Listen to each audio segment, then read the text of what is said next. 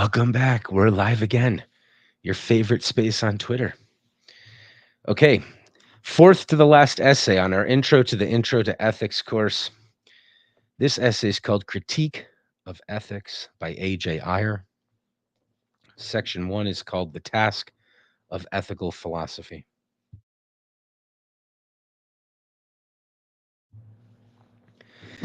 It is our business to give an account of judgments of value, which is both satisfactory in itself and consists with our general empiricist principles.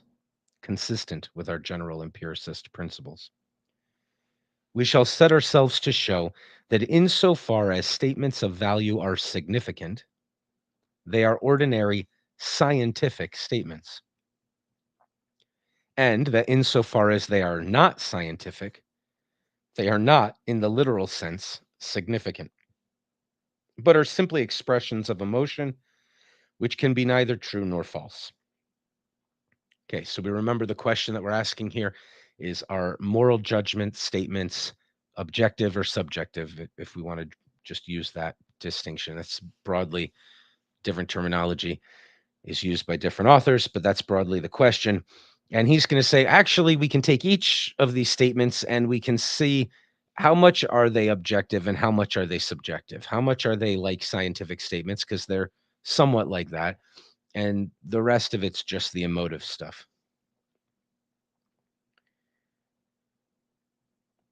In maintaining this view, we may confine ourselves for the present to the case of ethical statements. What is said about them will be found to apply mutatis mutandis to the case of aesthetic statements as well. Okay, so what did he call them? Judgments of value. So the broad category for him for judgments of value would include ethical statements and aesthetic statements.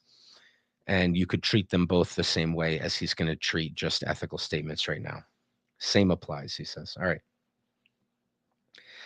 The ordinary system of ethics, as elaborated in the works of ethical philosophers, is very far from being a homogeneous whole. Not only is it apt to contain pieces of metaphysics and analysis of non-ethical concepts, its actual ethical contents are themselves of very different kinds. We may divide them, indeed, into four main classes. There are, first of all, propositions with express definitions of ethical terms, or judgments about the legitimacy or possibility of certain definitions. Secondly, there are propositions describing the phenomena of moral experience and their causes. Thirdly, there are exhortations to moral virtue. And lastly, there are actual ethical judgments. It is unfortunately the case that the distinction between these four classes, plain as it is commonly ignored by ethical philosophers, with the result that it is often very difficult to tell from their works what it is that they are seeking to discover or prove. In fact, it is easy to see that only the first of our four classes, namely that which comprises the propositions relating to the definitions of ethical terms, can be said to constitute ethical philosophy. The propositions which describe the phenomena of moral experience and their causes must be assigned to the science of psychology or sociology. The exhortations to moral virtue are not propositions at all, but ejaculations or commands which are designed to provoke the reader to action of a certain sort. Accordingly, they do not belong to any branch of philosophy or science. As for the expressions of ethical judgments, we have not yet determined how they should be classified. But inasmuch as they are certainly neither definitions nor comments upon definitions, nor quotations, we may say decisively that they do not belong to ethical philosophy. A strictly philosophical treatise on ethics should therefore make no ethical pronouncements, but it should, by giving an analysis of ethical terms, show what is the category to which all such pronouncements belong. And this is what we are now about to do. A question which is often discussed by ethical philosophers is whether it is possible to find definitions which would reduce all ethical statements, or I'm sorry, all ethical terms to one or two fundamental terms. But this question, though it undeniably belongs to ethical philosophy, is not relevant to our present inquiry. We are not now concerned to discover which term within the sphere of ethical terms is to be taken as fundamental, whether, for example, good can be defined in terms of right, or right in terms of good, or both in terms of value. What we are interested in is the possibility of reducing the whole sphere of ethical terms to non-ethical terms. We are inquiring whether statements of ethical value can be translated into statements of empirical fact. Cool. So let's talk briefly, just because he gives us the opportunity to talk about the terms emergent and reduction. Emergence and reduction are terms that are used in other fields of philosophy, not just ethics. He's going to use them here in ethics. And so his question of whether or not it can be reduced means, can we talk about all the things we say in ethics? Could we reduce those things to a different kind of a language? So there are theorists who think that you could reduce all of biology to chemistry, or all of chemistry could be reduced to physics, right? So you might think like, well, if I wanted to write a library, I could describe the behavior of a herd of zebra in terms of physics rather than in terms of biology. I might be able to do it in a few paragraphs if I use the language of biology. But if I wanted to use the language of physics, I still could describe the phenomena. It's just I would have to use physical terms. And so there'd be a lot more things to say about all the protons that make up the zebra. You know what I mean? So but the question is, some people think that that could be done. They think that, say, biology could be reduced to physics, could be reduced to chemistry, could be reduced to physics after that. And some people think it couldn't, right? Some philosophers, if this is a totally different question from ethics, would say, no, physics is at the base, perhaps in a sense, but something new is emerging by the time you look at it through the lens on the scale of chemistry or the scale of biology. And you could never there are things you can say in biology that you could never reduce to describing in terms of physics, right? So that's the difference, emergence versus reduction. And what he wants to ask is, could we take the first of his four categories of ethical statements and reduce them to some other type of science? We don't know what his answer is yet, although we might be able to guess. But that's what he's interested in. So it's worth just taking a moment to look at reduction and emergence, because those are terms that come up in other fields as well. All right, subjectivism and utilitarianism. We're not talking about Unitarians. All right, utilitarianism and subjectivism. That they can be so translated is the contention of those ethical philosophers who are commonly called subjectivists, and of those who are known as utilitarians.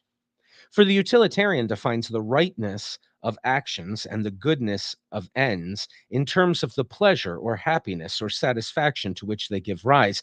The subjectivist in terms of the feelings of approval which a certain person or a group of people has towards them, right? So if either of those groups is correct, he's saying those are very different groups, but if either of those groups is correct, then reductionism is true.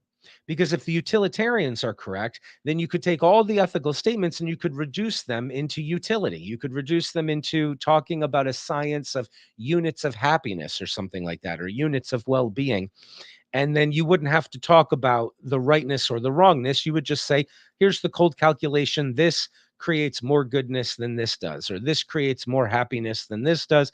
And therefore, the formula just tells us this action would be right and this one would be wrong, given the circumstance. So you can reduce, he thinks, utilitarians are able to reduce all ethical conversations to another topic, which we remember our last essay was arguing that that isn't possible. But he says also the subjectivists also think it's reducible, because if all the ethical statements don't actually mean anything except I'm voicing the fact that I'm upset about something or that I like something, then we could reduce the entire field of ethics to psychology or biochemistry. We could have a science of understanding why it is that people have certain feelings and what triggers them, and how members of a group uh, come into a herd like alignment or borrow new feelings and get or adjust themselves to lose old feelings. We could have a whole science, but it wouldn't be a science of ethics. It would be ethics reduced to this other science of psychology or sociology or any number of things. Okay. Each of these types of definition makes moral judgments into a subclass of psychological or sociological judgments. And for this reason, they are very attractive to us. For if either is correct, it would follow that ethical assertions were not generically different from the factual assertions, which are ordinarily contrasted with them, and the account which we have already given of empirical hypotheses would apply to them also. I just remembered I wanted to do that.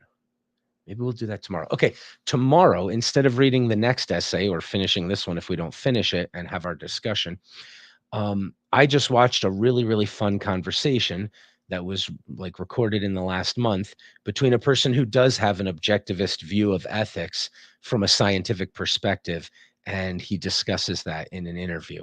So we'll probably watch that tomorrow. I forgot that I was thinking about a way of maybe doing it today. All right, but this sets it up well. So here we go. Nevertheless, we shall not adopt either a subjectivist or a utilitarian analysis of ethical terms. We reject the subjectivist view that to call an action right or a thing good is to say that it is generally approved of, because it is not self-contradictory to assert that some actions which are generally approved of are not right, or that some things which are generally approved of are not good. And we reject the alternative subjectivist view that a man who asserts that a certain action is right or that a certain thing is good is saying that he himself approves of it, on the ground that a man who confessed that he sometimes approved of something that was bad or wrong would not be contradicting himself. Okay, so he's using those criticisms of subjectivism that we saw before, and he's saying, I grant that. Subjectivism must be wrong because the there's no, if it was correct that you could say, murder is bad, really just means the person uttering this statement disapproves of murder, then it should be logically impossible to have a sentence like, murder is bad but sometimes I like it. But there's nothing not logically impossible about that. That's not a self-contradictory statement. So he says the words must not actually mean only that. The words must not be reducible completely to I don't like it, and it means nothing more. It must mean something other or more than that, because if it didn't, then the statement murder is wrong but I sometimes approve of it would be murder is wrong but murder is right, or I disapprove of murder but I approve of murder, or something like that. And he goes, that would be self-contradictory. So, but there's nothing self-contradictory about the actual statement, X is wrong, but I like it, right? You could say that and not make a logical contradiction, right? It might be an ethically bad thing to do, or maybe a good thing if it's the truth, depending on your lens or whatever. But his point is that it wouldn't be incomprehensible. It wouldn't be a self-contradiction. It would be a logical use of the language. So therefore, the subjectivist, the emotivist must be wrong. And the subjectivists are wrong, he says, because it's obviously clear that general approval, if the other set of subjectivists say, well, it doesn't mean I specifically disapprove of it, but it means this is what we all generally disapprove of. Well, then how could you ever be wrong about that statement, an ethical statement? But also he's saying, how could you ever change? I mean, how could anybody say this thing that's generally approved of is not generally approved of? Is that really what you mean when you say this thing that is generally approved of is actually wrong? But that's not what you mean. And it's clear that we know what you mean. You're not self-contradictory when you make a statement like that. So therefore, the words can't possibly mean only that. So he rejects the subjectivist for that reason. But clearly, he wants to find an objectivist. He wants to find, a reductivist understanding of ethics. He wants to reduce it to something scientific and concrete. And so he says, well, the subjectivists and the utilitarians, they do that, but I'm going to reject the subjectivists. And I think he's going to reject the utilitarians next. Let's see. And a similar argument is fatal to utilitarianism. We cannot agree that to call an action right is to say that all that of all the actions possible in the circumstances, it would cause or be likely to cause the greatest happiness, or the greatest balance of pleasure over pain, or the greatest balance of satisfied over unsatisfied desire. Because we find that it is not self contradictory to say that it is sometimes wrong to perform the action which would actually or probably cause the greatest happiness, or the greatest balance of pleasure over pain, or of satisfied over unsatisfied desire. And since it is not self contradictory to say that some pleasant things are not good, or that some bad things are desired, it cannot be the case that the sentence X is good is equivalent to X is pleasant or X is desired. Let's pause for a minute. It's important to notice that he's not saying any such statement would be correct, right? It could be the case that anytime you say, the action which will cause, which will not cause greater pleasure over pain, or will not cause greater satisfaction over thwarted desire, is the right action. That doesn't ever have to be true in any circumstance. What he's saying is, even if you're wrong when you say it, you're not contradicting yourself. You're not wrong because what you're saying is incoherent and self contradictory. We know what it means, which means that the first part can't really be reduced to the second part because you can put them in opposition to each other. That's a really cool logical move that he's making. And he's doing that old trick we looked at before, which is that sometimes, especially in meta fields of philosophy, we look at the way the words are used and we try to see, okay, is there some evidence there that there's a meaning that is other than what we're arguing it is right now, or something? Just how are the words used? Doesn't, it's not the final authority on things, but it's certainly relevant to certain arguments. So in any case, um, let's see here. And to every other variant of utilitarianism with which I am acquainted, the same objection can be made. And therefore, we should, I think, conclude that the validity of ethical judgments is not determined by the philosophic tendencies of actions any more than by the nature of people's feelings, but that it must be regarded as absolute or intrinsic and not empirically calculable. If we say this, we are not, of course, denying that it is impossible to invent a language in which all ethical symbols are defined in non-ethical terms, or even that it is desirable to invent such a language and adopt it in place of our own. What we are denying is that the suggested reduction of ethical to non ethical statements is consistent with the conventions of our actual language. That is, we reject utilitarianism and subjectivism, not as proposals to replace our existing ethical notions by new ones, but as analyses of our existing ethical notions. Our contention is simply that, in our language, sentences which contain normative ethical symbols are not equivalent to sentences which express psychological propositions, or indeed empirical propositions of any kind. It is advisable here to make it plain that it is only normative ethical symbols and not descriptive ethical symbols that are held by us to be indefinable in factual terms.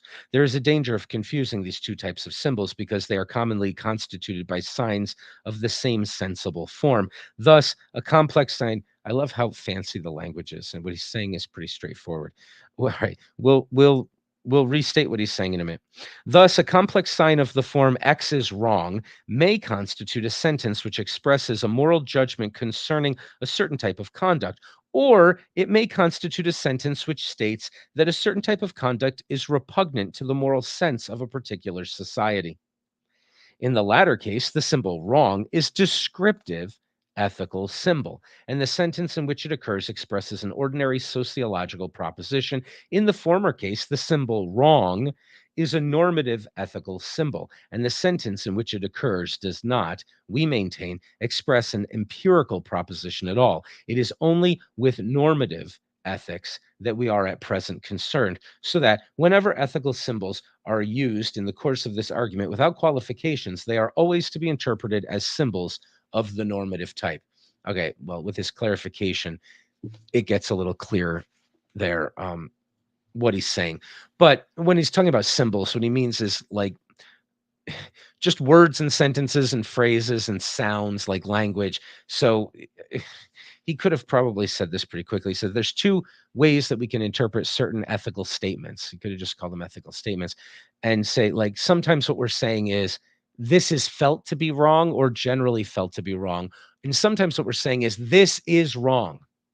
And he says, I'm only concerned with that second type. And in this case, he presented them in the opposite order. But the second type of what I just presented is the only one that he thinks cannot be reduced to something um, descriptive.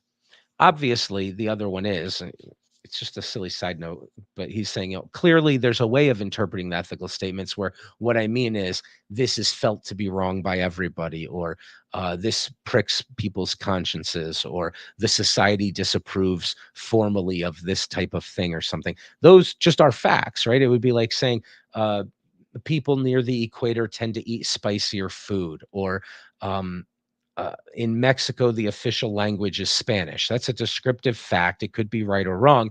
And so if I say Mexicans largely disapprove of murder, or people at large largely disapprove of murder, it's the same type of thing. It's descriptive, but that's not what he's concerned with. What he's concerned with is the normative statement, meaning I'm giving an order here, not an order. Um, the statement that would be arguing that murder itself is wrong, right? That type of ethical statement. Okay. So he's looked at utilitarianism and subjectivism and rejected them. He said, I'm attracted to the idea that to something scientific, but it turns out that the reason why he has to reject subjectivism and utilitarianism is that they do that, and he doesn't think that's possible, which is what he was going to be examining. And it seems like he was tempted to try to find an answer to that. Now he's going to move on to intuitionism, which we saw a little bit of intuitionism in the moral faculty arguments of the deontologists that we read in the first essay, if you remember. So you have a faculty and you can sense, as long as it's cultivated properly and hasn't been distorted too much. What we're talking about ultimately at the base of ethical systems is you can use your eyes to see red, and you can use your moral faculty to tell murder is wrong. All right.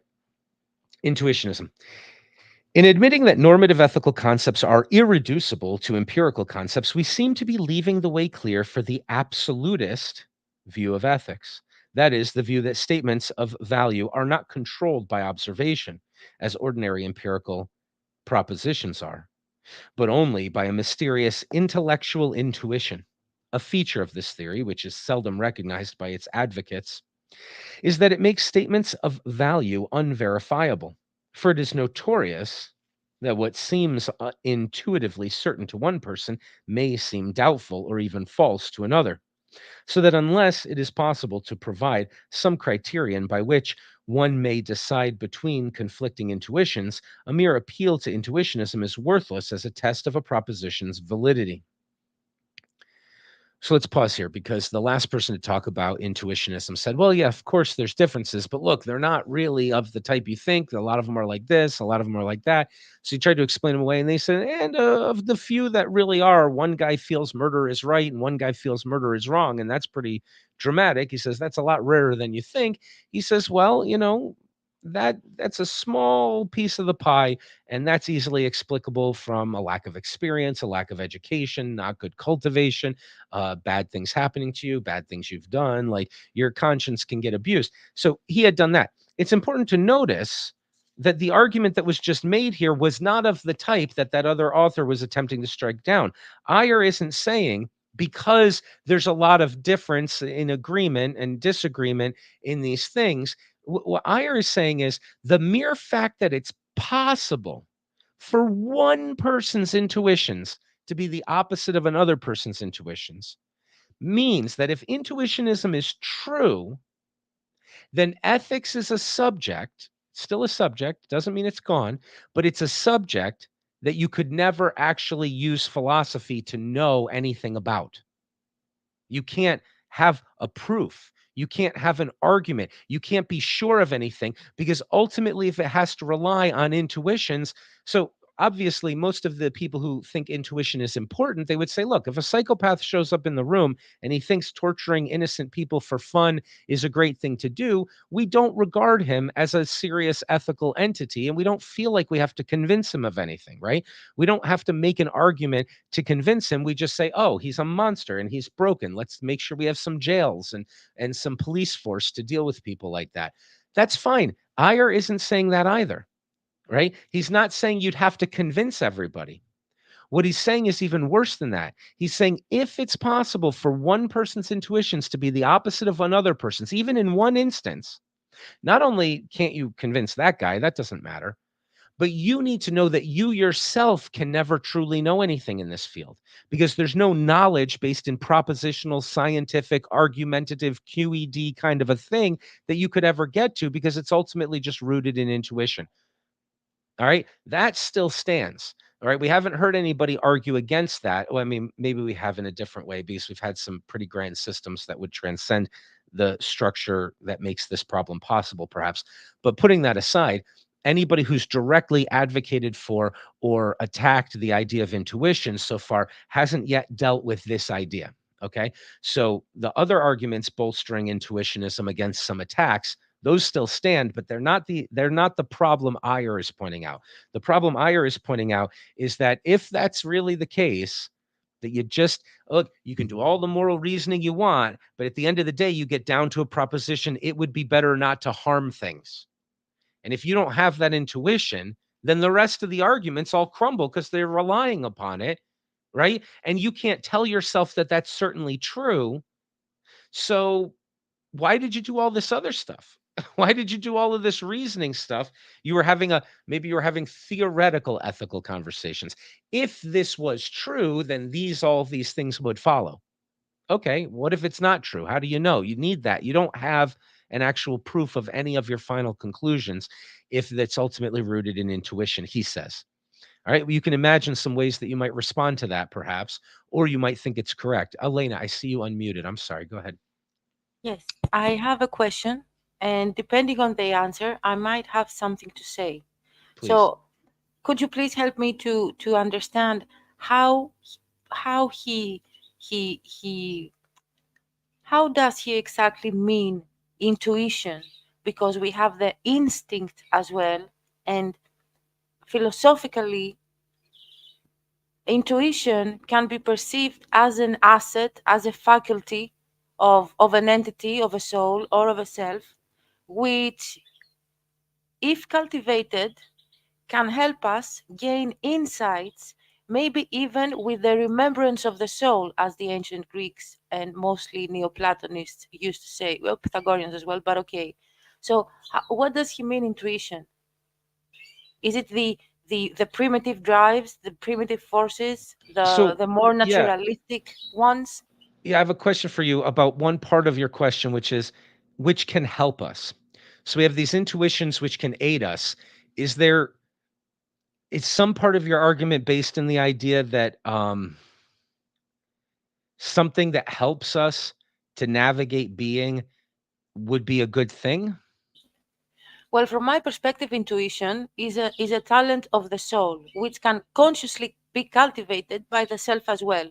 But it is a connection with our higher self, which, ascending to our higher self and gradually becoming, is one of the end goals of the ancient Greek philosophy.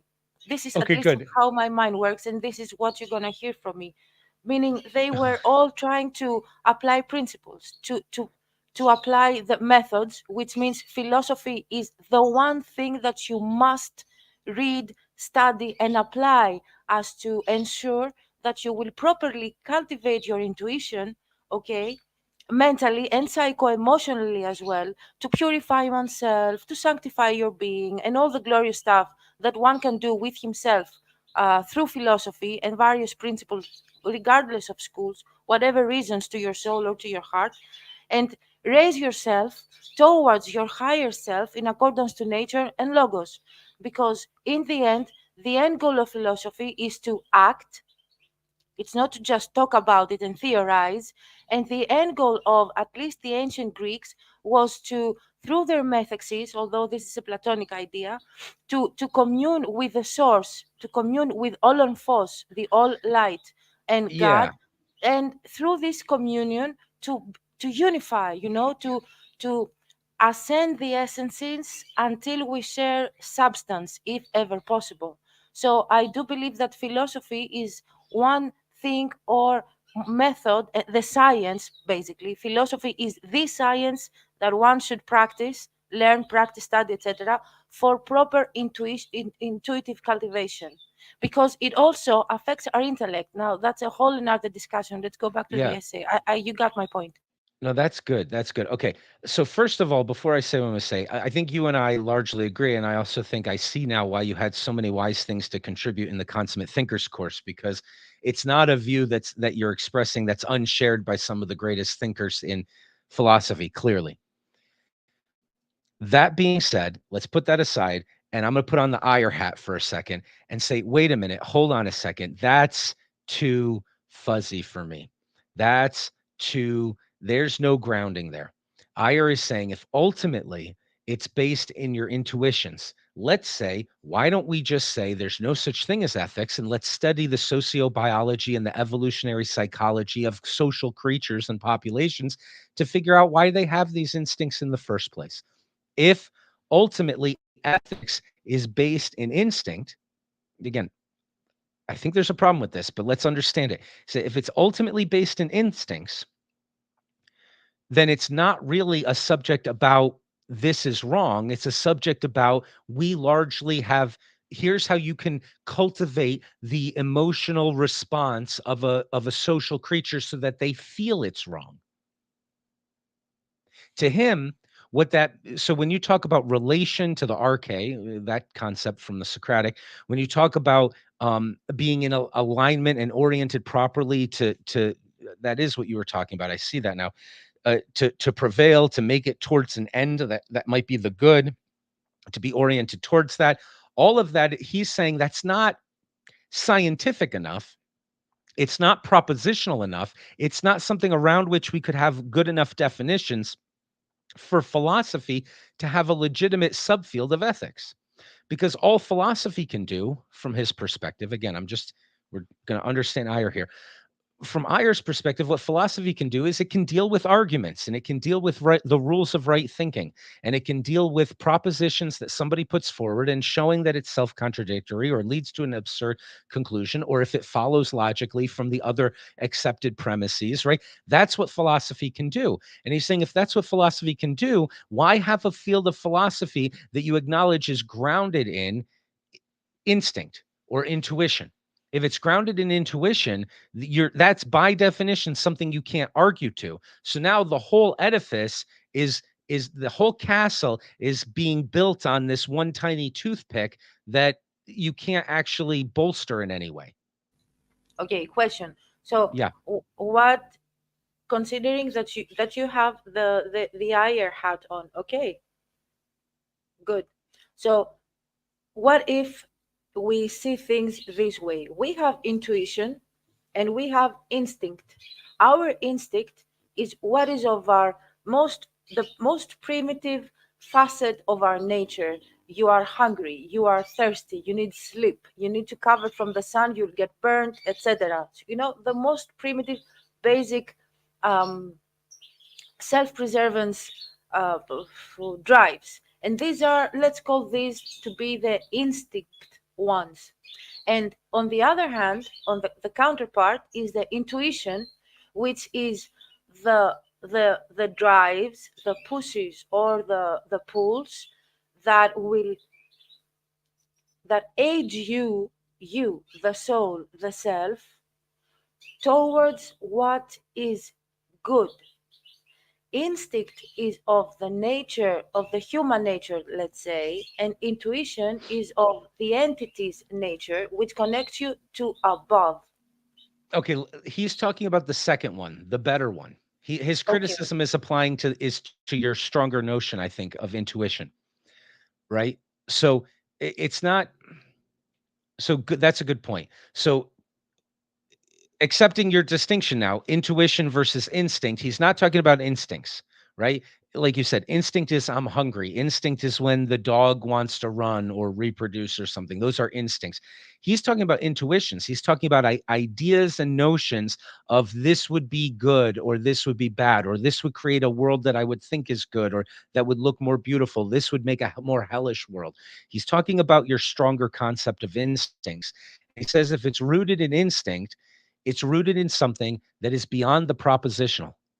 So why do we have a field of philosophy to deal with it? I want something solid. I want something we can make an argument for, where a psychopath who's very intelligent and wants to know what the best argument is could be shown that he's wrong. Even if we don't think he would be inclined to care, that doesn't matter. That's a totally different question. But if he was intelligent, he could use the reason process to say, that's a very good argument. I see how the conclusion follows from the premises. But if ultimately the premises go back to, I am pointed towards this, or when I open my eye, I see it as red. When I use my moral faculty, I feel as though it's not the right thing to be doing. My conscience is pricked by it. If it ultimately, the arguments themselves go back to that, he goes, then you don't have an argument.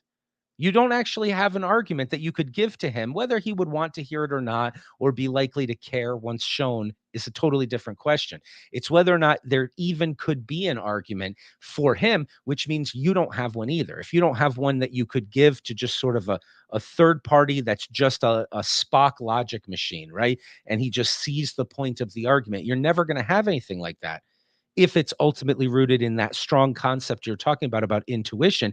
And so he says, so therefore it's not a legitimate field of philosophy. Isn't that what philosophy is concerned with, is clarifying the ideas and making arguments? There's something So, illegitimate. So what do you think? as to understand, so he means that philosophy, the way the regardless, let's phrase it a bit better. With all the fields of philosophy that Ayer had acknowledged until the moment that he wrote that essay, because they are many, none was sufficient enough as to be considered a scientific, quote unquote, scientific approach as to ensure the proper cultivation and reach conclusions, or gradually structure proper statements, which will lead the psychopath person to read and understand the falsehood of his reasoning. Is that what Ayer says? That with all Well, the so fields I'm of bringing up the philosophy, none psychopath. is Yeah, scientific, or exactly. does he propose that we need to create a fusion, maybe per individual, per psychopath, per case, or is there a need for a new fusion? Well, Because so there are many psychopaths there's, and I'm sorry, go ahead. no, please go ahead. So there's a problem with, so I brought up the psychopath example to try to illustrate a point, and there's really a stupid thing for me to do because it brings attenuated with it are a bunch of confusing things that I'm not trying to say and that he's certainly not trying to say. So let me try to come up with a better example if I can, which is just, let's use the Spock logic machine, the person with no emotions and maybe no humanity. They're just really good at dealing with logic and reason and argument, and that's all they do. It says if ethics is a field where all the arguments go back and back in their premises until eventually you get to, well, that's your intuition, right? And if you don't have it, you leave the room.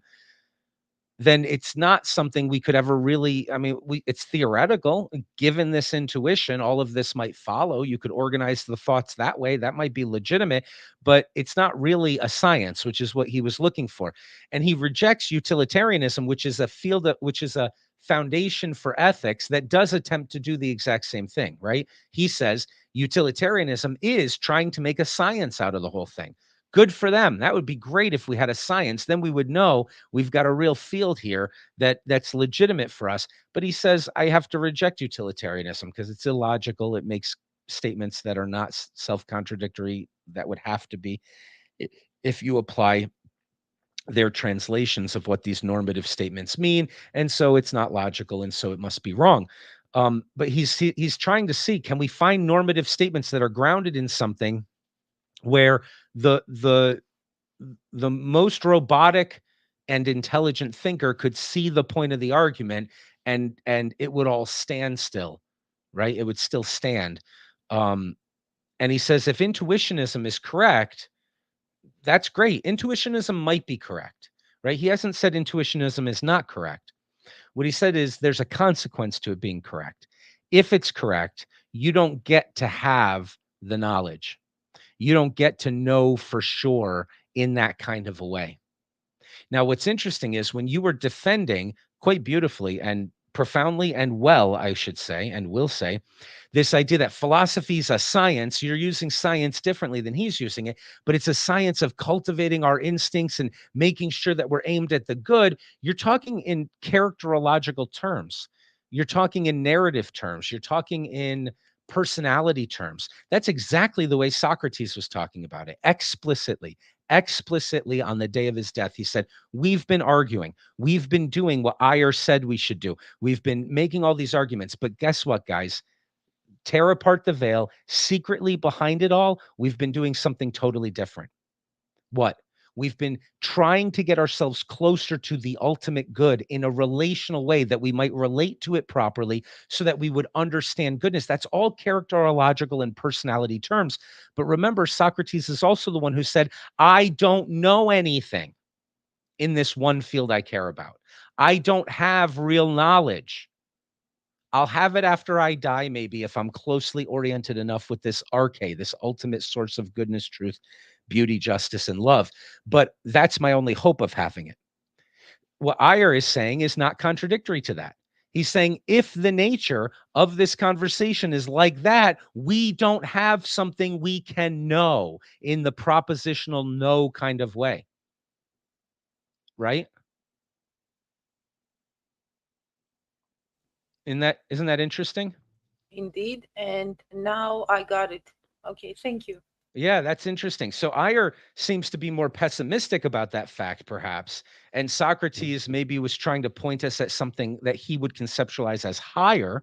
And I think, he's probably right. And whatever, I'm not going to tell you what my views on this, but it's a difference in attitude there, right? Socrates is saying this thing is more profound. This thing is different. This thing escapes my being able to define it. Remember, Socrates is always saying, give me a definition.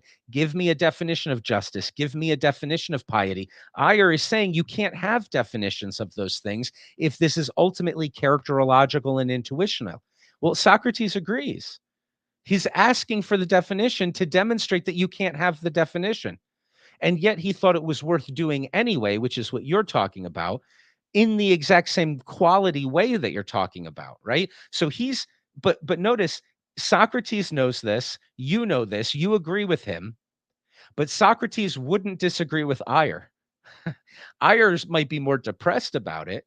He might say, I was really hoping for a solid knowledge science that we could keep making progress on.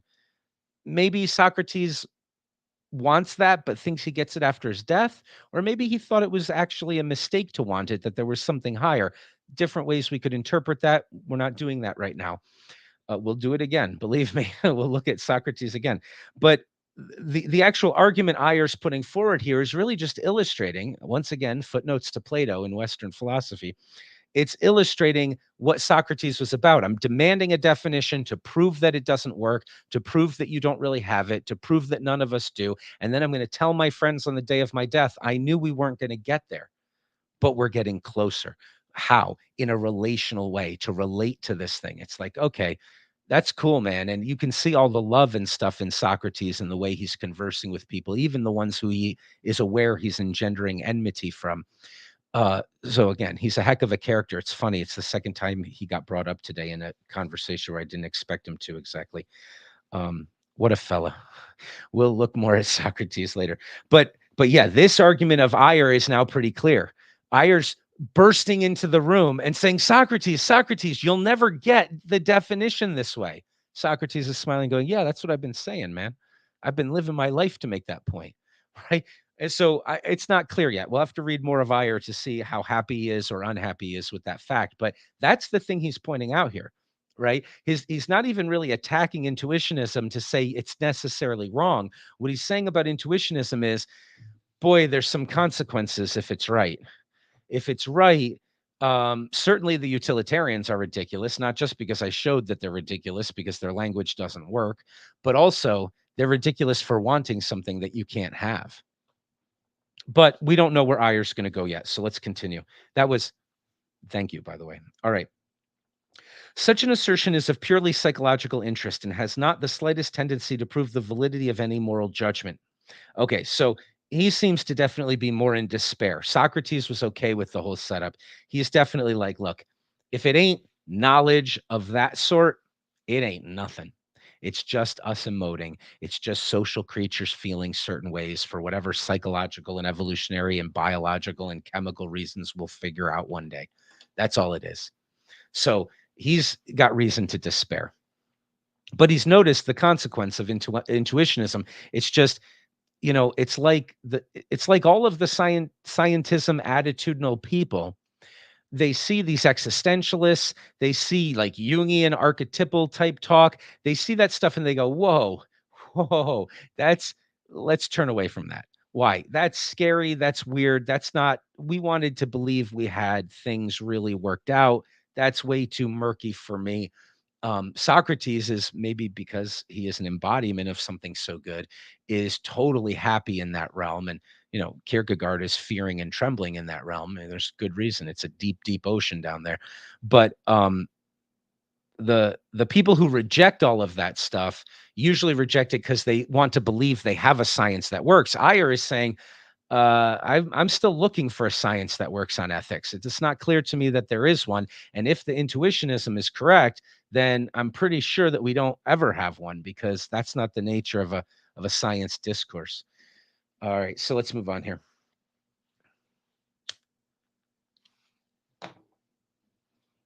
Sorry, let me add Savad back in here. See what's going on. Got some tech issue.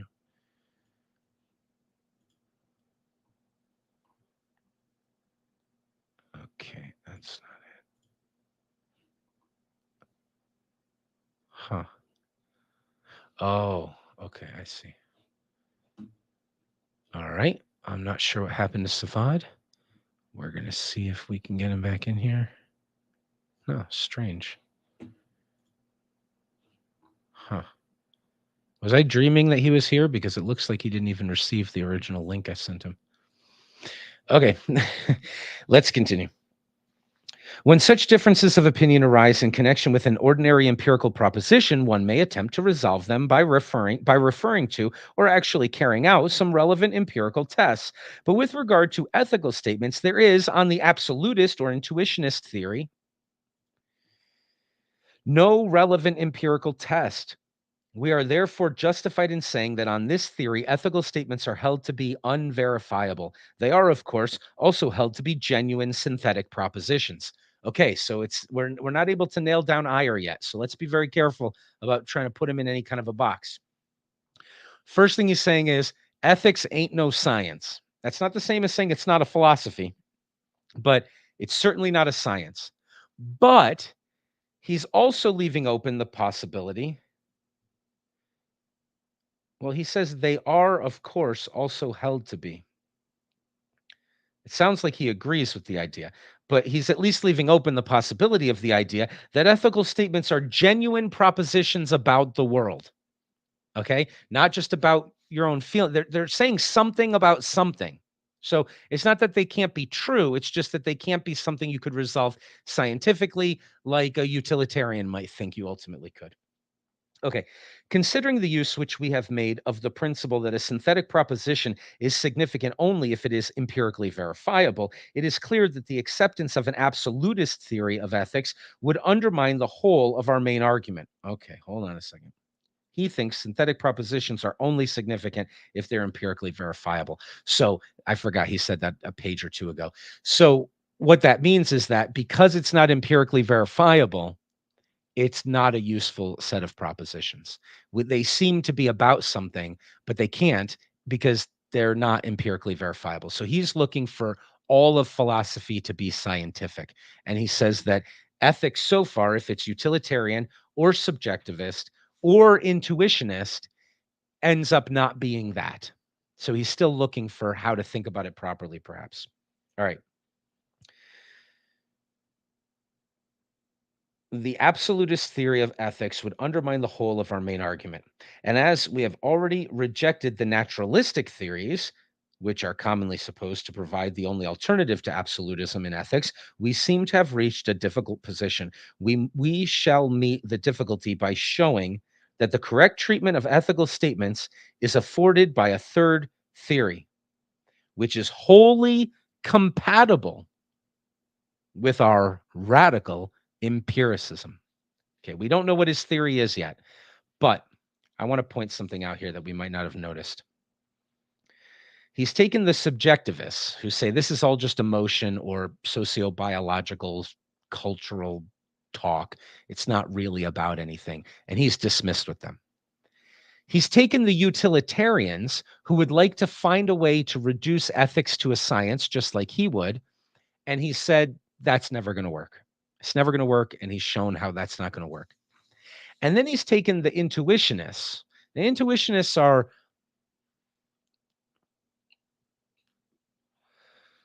often deontologists, but sometimes virtue ethicists.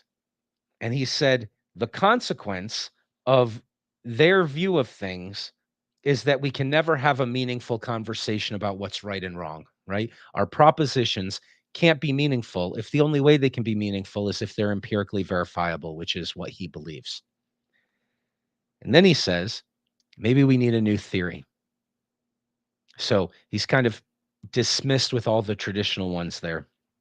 And he says, I have a theory which is wholly compatible with our radical empiricism, and it's the correct treatment of ethical statements. So let's see what he has to say here.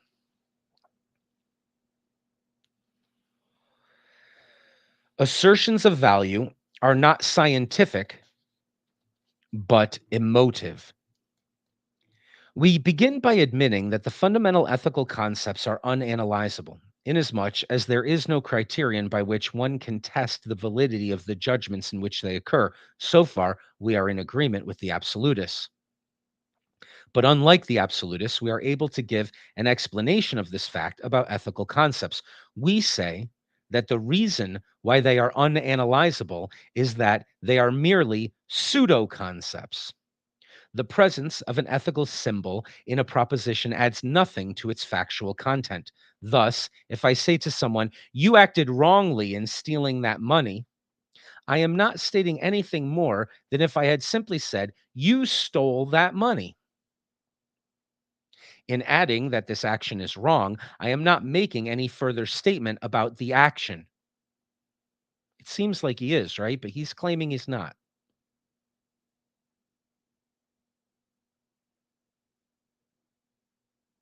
I'm sorry, what? Any further statement about it? I am simply evincing my moral disapproval of it. It is as if I had said, you stole that money, in a particular tone of horror, or written with the addition of some special exclamation marks. So imagine there are different types of punctuation. It says, you stole that money. That's one way of saying it. I say, you stole that money, right? The second statement is the exact same logically, he says, as if he had said, you stole that money, which is an action I disapprove of. That's all that's being added to the statement, is saying it in a disapproving tone is what you're adding when you say, you did a wrong thing when you stole that money. I'm saying, you stole that money. How could you? Right? That's all that's being added to the sentence. Nothing propositional. Okay.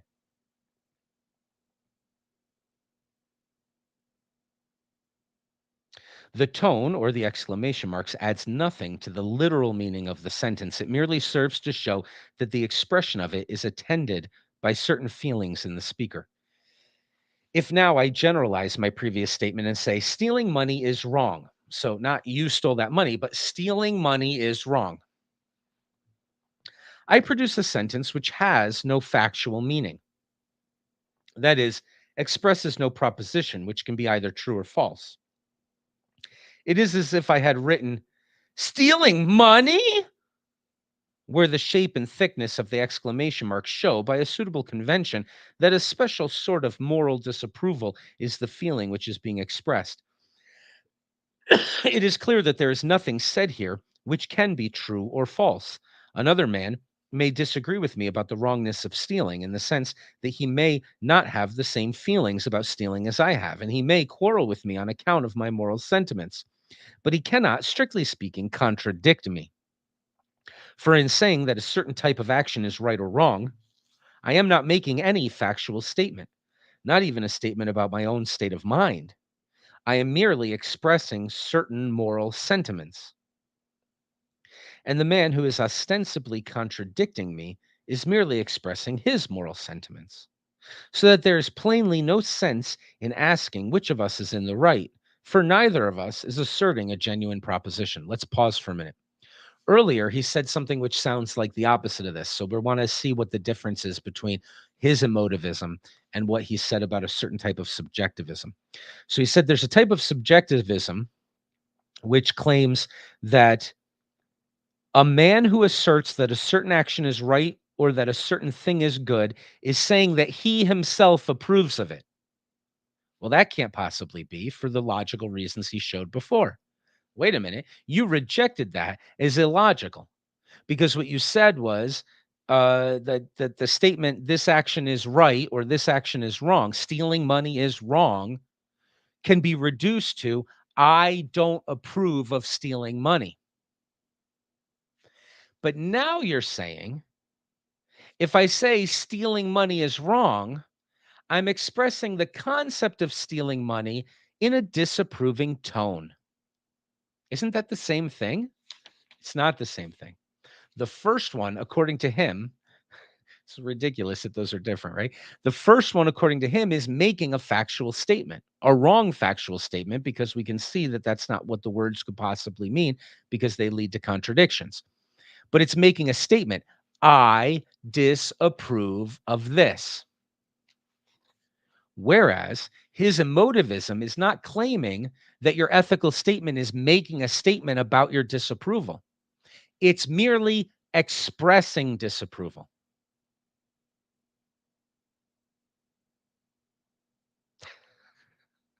The difference is if I stood up and said, I am very much against euthanasia, I would be making a factual claim about myself. Now, he says you can't reduce ethical statements to things like that. Those are factual claims, but they don't make any sense if you try to reduce euthanasia is wrong to something like that. But what he's saying is if I get up and say euthanasia is wrong, what I'm really saying is euthanasia, boo! You see how that's not making a claim that I disapprove of it. It's just expressing disapproval. That's all it is to him. Okay. Well, we see the difference, but it wasn't clear at first, perhaps. All right, let's move on. What we have just been saying about the symbol wrong applies to all normative ethical symbols. Sometimes they occur in sentences which record ordinary empirical facts besides expressing ethical feeling about those facts. Sometimes they occur in sentences which simply express ethical feeling about a certain type of action or situation without making any statement of fact. But in every case in which one would commonly be said to be making an ethical judgment, the function of the relevant ethical word is purely emotive. Okay, so remember the statement, you stole money and that's wrong, to the subjectivist, to the personal version of the subjectivist, should be translated, can be translated into, you stole money and I disapprove of that action. He says that doesn't work because somebody could say, I am stealing money even though I know it's wrong. That's not logically incompatible. That doesn't contradict itself. But if the subjectivist, the personal subjectivist was correct, that statement would be nonsensical because it would be saying, I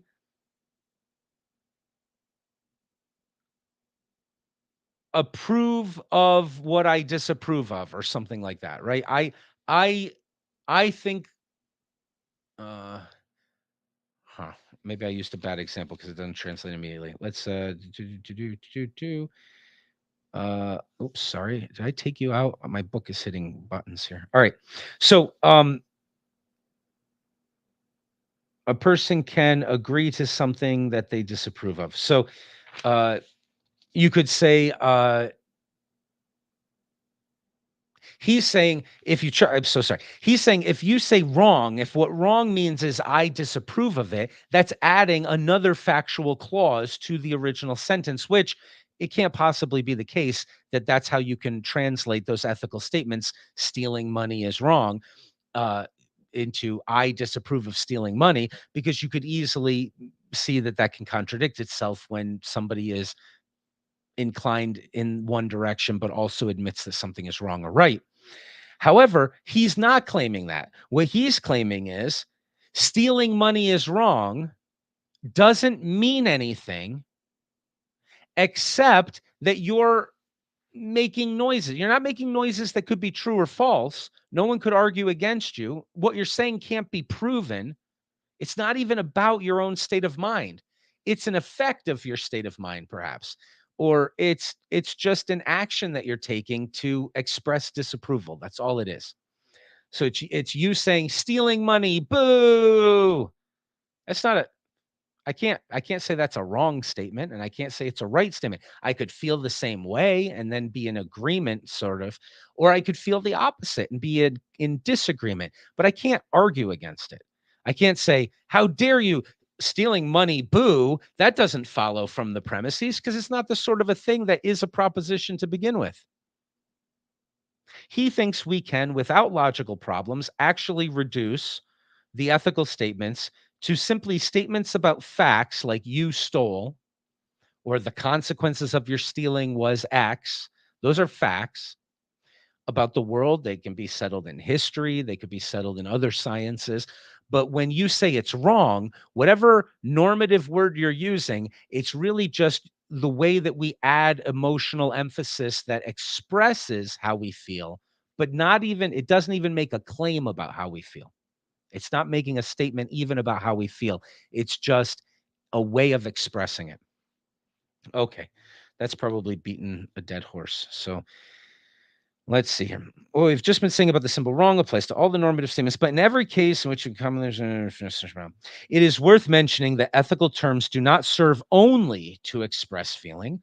They're calculated also to arouse feeling, and so to stimulate action. Indeed, some of them are used in such a way as to give the sentences in which they occur the effect of commands. Thus, the sentence, "It is your duty to tell the truth," may be regarded both as the expression of a certain sort of ethical feeling about truthfulness and as the expression of the command, "Tell the truth."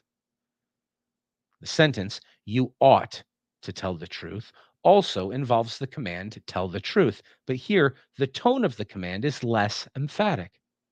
In the sentence, "It is good to tell the truth," the command has become little more than a suggestion.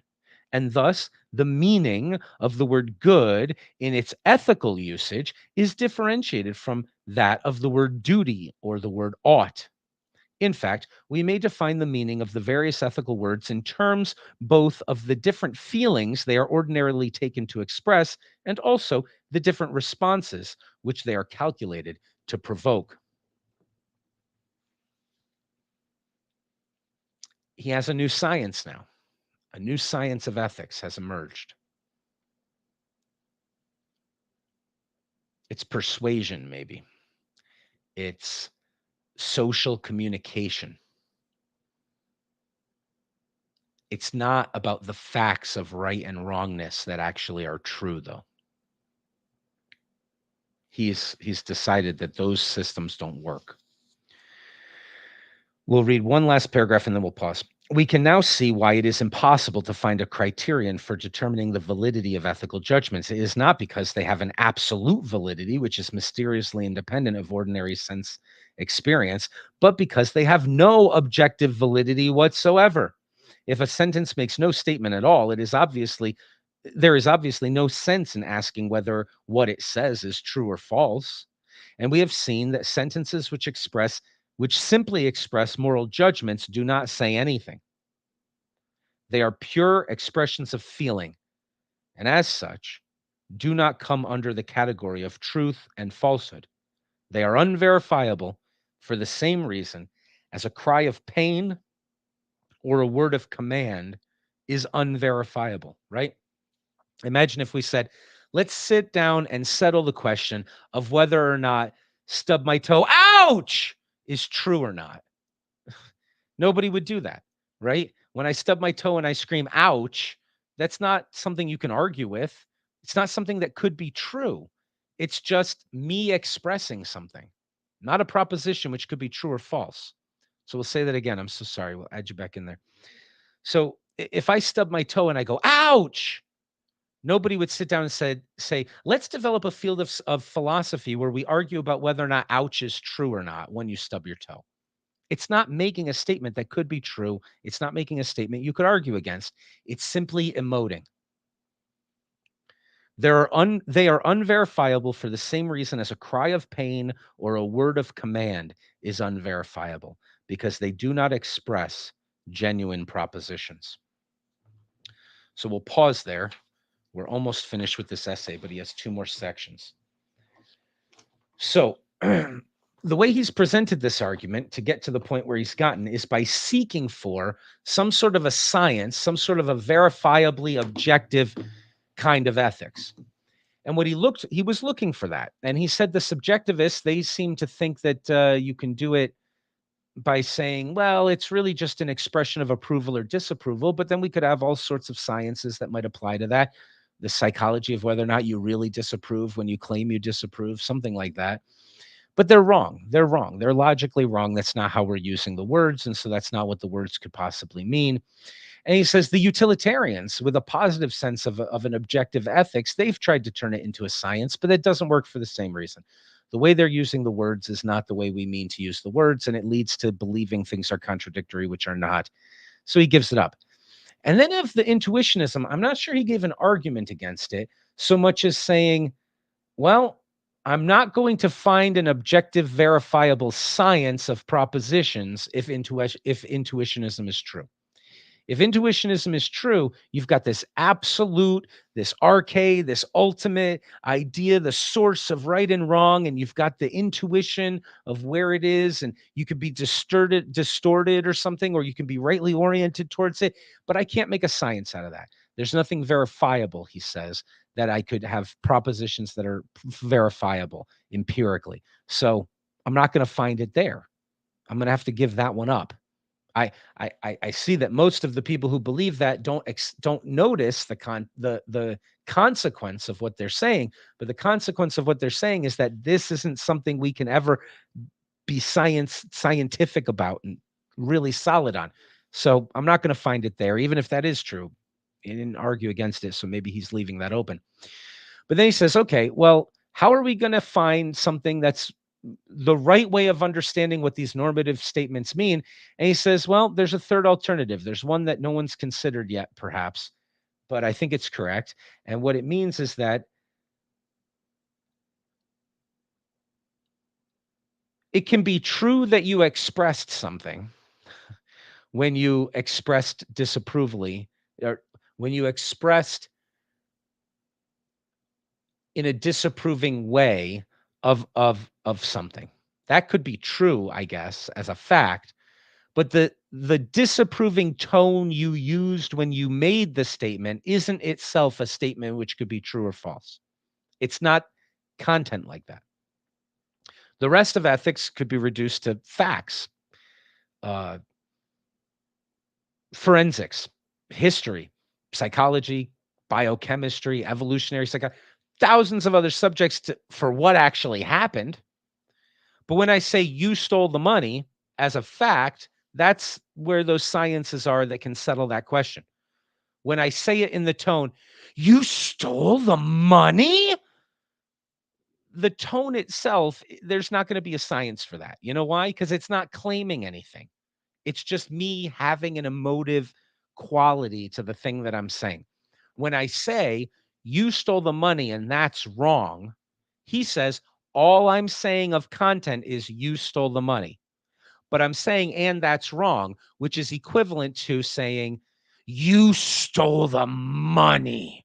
Ooh, So I'm not claiming that I disapprove of it. I'm just saying it in a disapproving way. And you can infer that therefore I disapprove of it if you want, but I'm not saying something you could argue against. Whereas the personal subjectivists are saying, when you say you stole the money and that's wrong, what you're saying is you stole the money and I disapprove of that. Well, that's something we could argue about. I could find out that you don't disapprove of it. You're just pretending to disapprove of it, right? We could have arguments about that. But he says that doesn't work for logical reasons. We won't have to rehearse them again right now. But he finds a reason for dismissing all of that. And he says, so what are we to make of this statement? You stole the money and it's wrong. He says, well, I'll tell you what it means.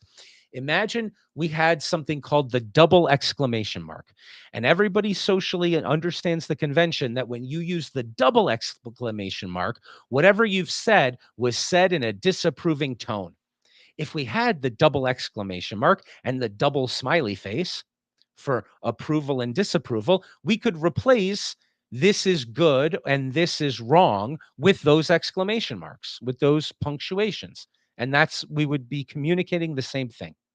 You stole the money, double exclamation mark, means, ooh, you stole the money, and it's being said in this tone of voice. It's not claiming that I'm using the tone of voice even. It's not making any extra claims besides the fact that you stole the money. I am asserting that you stole the money and nothing else. But when I tell it to you, I'm going to say it with a scowl.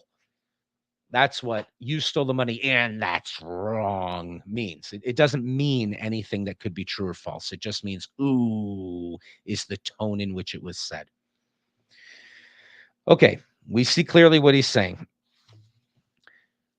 Does that rescue, here's a question for the class, does that rescue the personal subjectivists from the original criticism that he says fully works against them?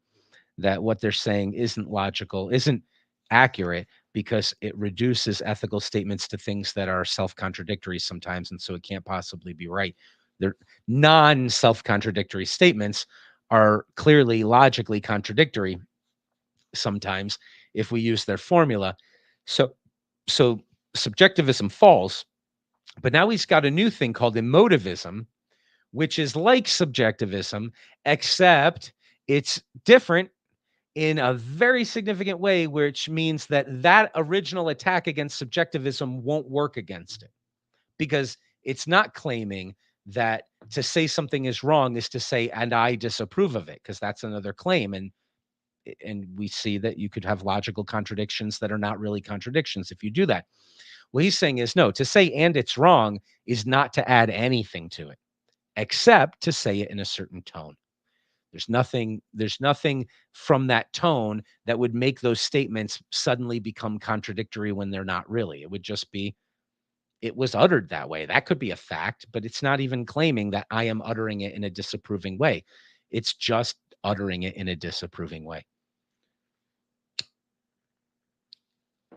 I know this might not be the sort of ethical approach that's most interesting to people here, perhaps, but like we saw before, there are some insights about, Socratically affirmed insights about the ethical approaches that maybe all three of us are more inclined to appreciate, that are in line with what he's saying. And that might also be the case with his new third theory, by the way. It might not sound like it, right? What does it sound like? It sounds like a nihilistic, hellish, let's abolish ethics. It's all just relativism. It's all just emotions, and there's no real truth to it or something, right? It sounds like that. Does that contradict, however, since I know what people are inclined to like here, including myself from our conversations, does that contradict the idea that it's characterological, that it's embodied, that it requires a person with a certain orientation and attitude towards things in order to make ethical statements? Oh, shit. It doesn't contradict it. It's actually just a description of that from maybe the other side. But it is, if what you want is a solid science, that's what that other side would look like. It would look like emotivism. But if you're William James, if you're a pragmatist, you go, damn right. I am here and I am an embodiment of that which is oriented towards the good, and therefore I am saying this in a disapproving way. My action of disapproving is more ethically significant than my argument that it should be disapproved of. So now there's just a tonality difference. One person might be saying, "Oh, woe is us, we don't have a science anymore." But the Socratics, the pragmatists, they're looking for something embodied and actual. Emoting is significant to them. It's not just, hey, I have some emotions, you have some others. It's like that final scene in the third Matrix. Why? Why do you persist? Because I choose to. Is here I am, and I am a part of the universe that is embodying the way of being that says yes to the good and no to the bad. But my yes and my no is characterological. Oh, I'm sure Ayer probably wouldn't appreciate what I'm pointing out here, but it's almost like the flip side of the coin of looking at the exact same thing. So if anybody's inclined towards, we're not talking much about it, but the things we've talked about a lot before that people have brought up, liking William James, liking pragmatism, liking the Socratic notion of the characterological nature of these things and all of that. If you do like those things, and you're saying, but I don't like this guy because he's reducing, it's like we've got no ethics anymore. Well, he's saying you have exactly the same quality of ethics that you were saying you have, but you see reason to be exhilarated by that. And he seems to be, maybe he's exhilarated by the fact of it, but he doesn't think it means much for ethics. Ethics becomes more important in the Kierkegaardian approach, perhaps, if this is true, and less important, perhaps, if this is true, if you're in a scientism perspective and you were looking for science, or else it doesn't count as truth. I tossed that out there just because well, I'm not sure what anybody's thinking, but if I'm guessing correctly how this is striking people, what's really strange is that some things that we don't like just need to be swallowed whole. I have a Okay, question. please. Since you mentioned Kierkegaard, my mind went to some other philosophers that I've superficially read about them. Would a possible scientific fusion be Kant and Spinoza? So if you're looking for a science of ethics, Kant is still in the category of, right, he's a deontologist. He's looking for duty. He's trying to use logic and reason to figure out what would necessarily violate the ultimate principles, but he sees it as rooted in intuition, right? The faculty. So he's in the category that Ayer has not said is definitely wrong, but he says has the same consequence anyway. He's Yes, right. but Okay. we have Spinoza, who is a bit mathematical to his approach. So maybe the fusion of these two could better result that Ayer would offer a percentage greater than 70% for to be sufficient. That Ayer wouldn't. Ayer doesn't think you can have a 70% likelihood of something because you're not saying anything to begin with. Okay. Right? I mean, I think. But yeah, John Stuart Mill has a mathematical approach. Oh, you're talking about a probabilistic approach. Yeah, yeah, yeah. Okay. So Yeah, but maybe again, he's a utilitarianist, no? Ayer is not. Right? Ayer is attacking utilitarianism with the same idea as attacking subjectivism. He's saying, look, you're trying, he says at the beginning, just what you just said, he says, it's so appealing to me if utilitarianism could be true. Because if it was, we would understand the science of ethics. I would love it to be true. Unfortunately, it's not. Certainly you have mathematical analyses with John Stuart Mill and utilitarians, right? I'm not trying to contradict you. You're seeing his instinct is the same. He said, "Oh, wouldn't it be great if this was the case?" Where does he say that? He says, "For the utilitarian defines the righteousness of actions, the goodness of the ends, and approval of different persons. Each of these type of definitions makes moral judgments into a subclass of psychological or sociological judgments, and for this reason, they are very attractive to us. He's highly attracted to the idea that you could turn ethics into a science in a utilitarian way or in a subjectivist way, but he rejects them both. He says they don't work because they're saying that these ethical claims are claims. And they're saying you can translate them into these other kinds of claims. You can reduce it to this other science. In Mill's case, with the mathematical calculus of utilitarianism, which one weighs heavier? Choose the lesser evil. If you know, he's saying weigh the evils of the consequences, choose the lesser one. Weigh the goods of the consequences. Which one produces more good? Let's mathematically figure it out. It's a formula. It's a this is greater than that. It's totally mathematical, right? He would love it if that was the case. But he says the problem is those ethical statements can't be reduced into a different science because they're not statements to begin with. So he's looking for a science before he'll say it's a legitimate thing. He says propositions, his formula was propositions are only legitimate. I'm not using exactly the right words. I'm trying to remember them. The gist of it is propositions are only legitimate to the degree that they are empirically verifiable, right? He's looking for a science. Talk that is not empirically verifiable is meaningless to him. Now, believe me, we can have a long conversation about why I think he's wrong about that. And maybe we want to go down the exploration of if that's true or not. But we can put that aside for a second. You're absolutely right, Elena. He's looking for exactly what John Stuart Mill was looking for. He's looking for a science, or he's looking for what the subjectivists are looking for. That could work too. He's looking to reduce it to the science of psychology or biochemistry or something like that. It doesn't work. He says those systems don't work. It's what I want. They're trying to get exactly what I want, but they don't work. And then he says on this intuitionism, he doesn't actually say it doesn't work. What he says is the consequences of it don't seem to be the consequences that the people who are putting it forward want it to be. I think he might be wrong about that, by the way. And maybe he's assuming other people have the same idea of empirical verifiability as the test of meaning or something like that.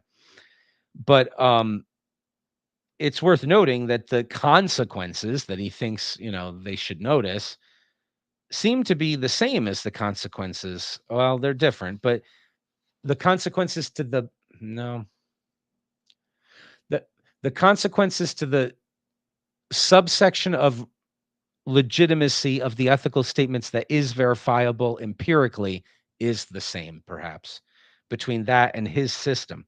So if one were thinking the way William James was thinking in the first section of determinism versus free will, you might have an equal reason to, now I have two things to choose from, Iyer. I mean, why not just choose the intuitionism? That's how I feel it works anyway.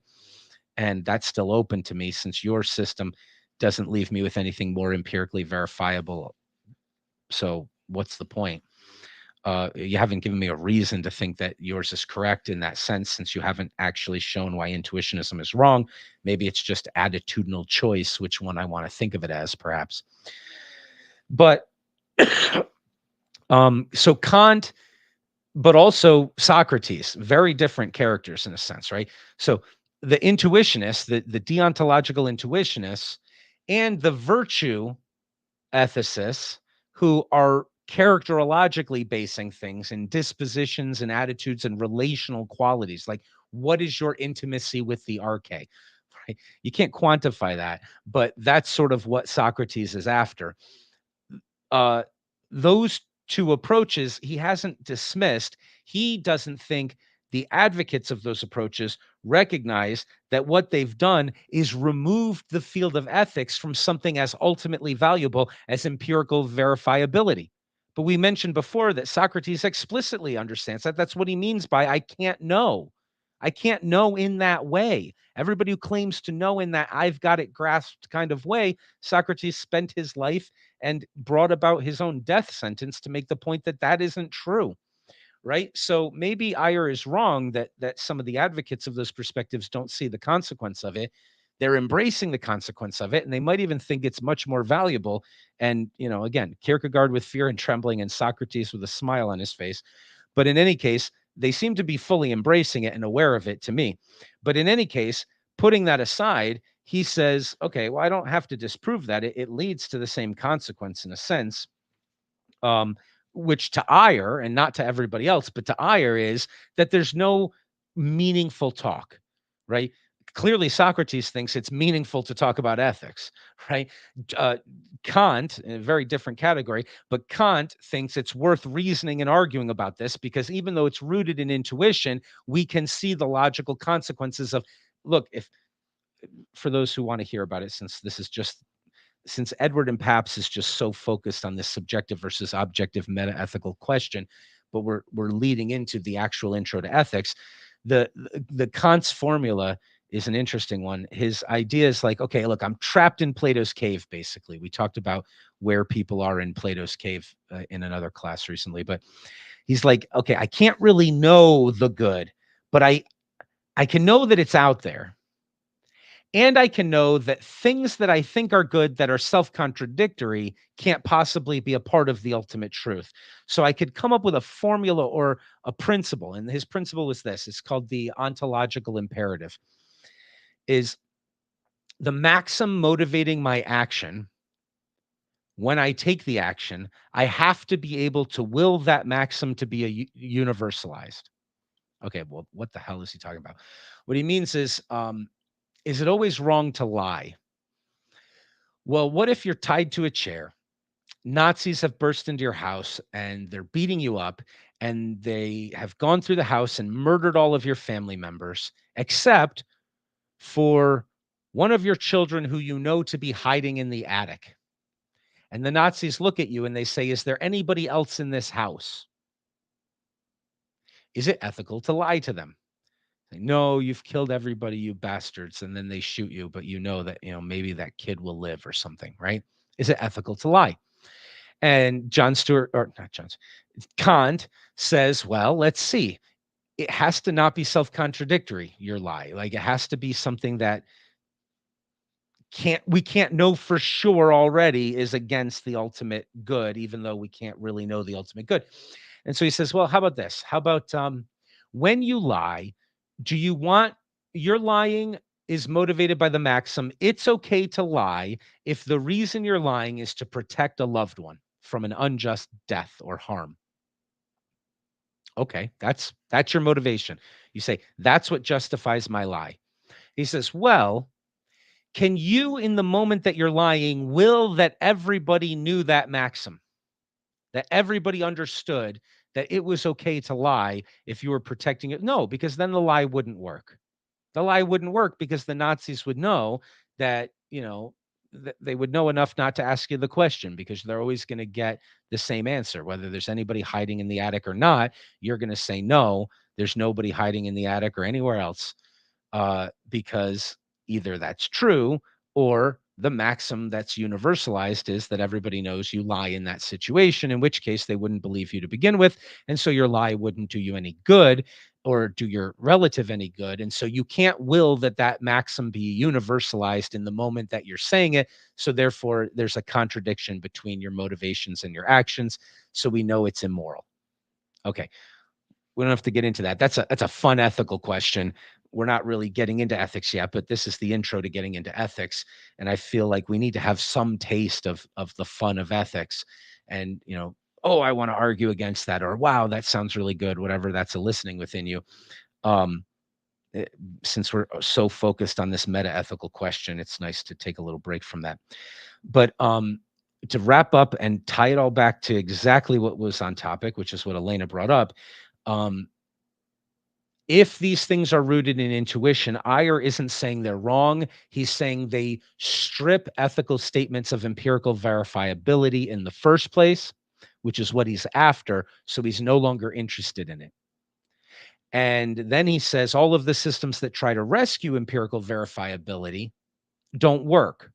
So he comes up with his own, which is these ethical statements are not the sort of statements that are claiming something which could be tested, verifiable in any way, but they don't fail the test. They're just not a part of that game.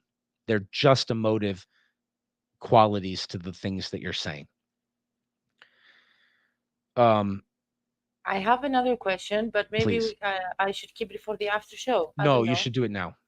Okay, so uh, uh, how does Ayer, if he does so, delineate intuitionism from emotivism? Because these two can be perceived as subjective notion, subjective insight, etc. What I feel about it doesn't make it moral. It's just a fact of me making that statement, which is correct.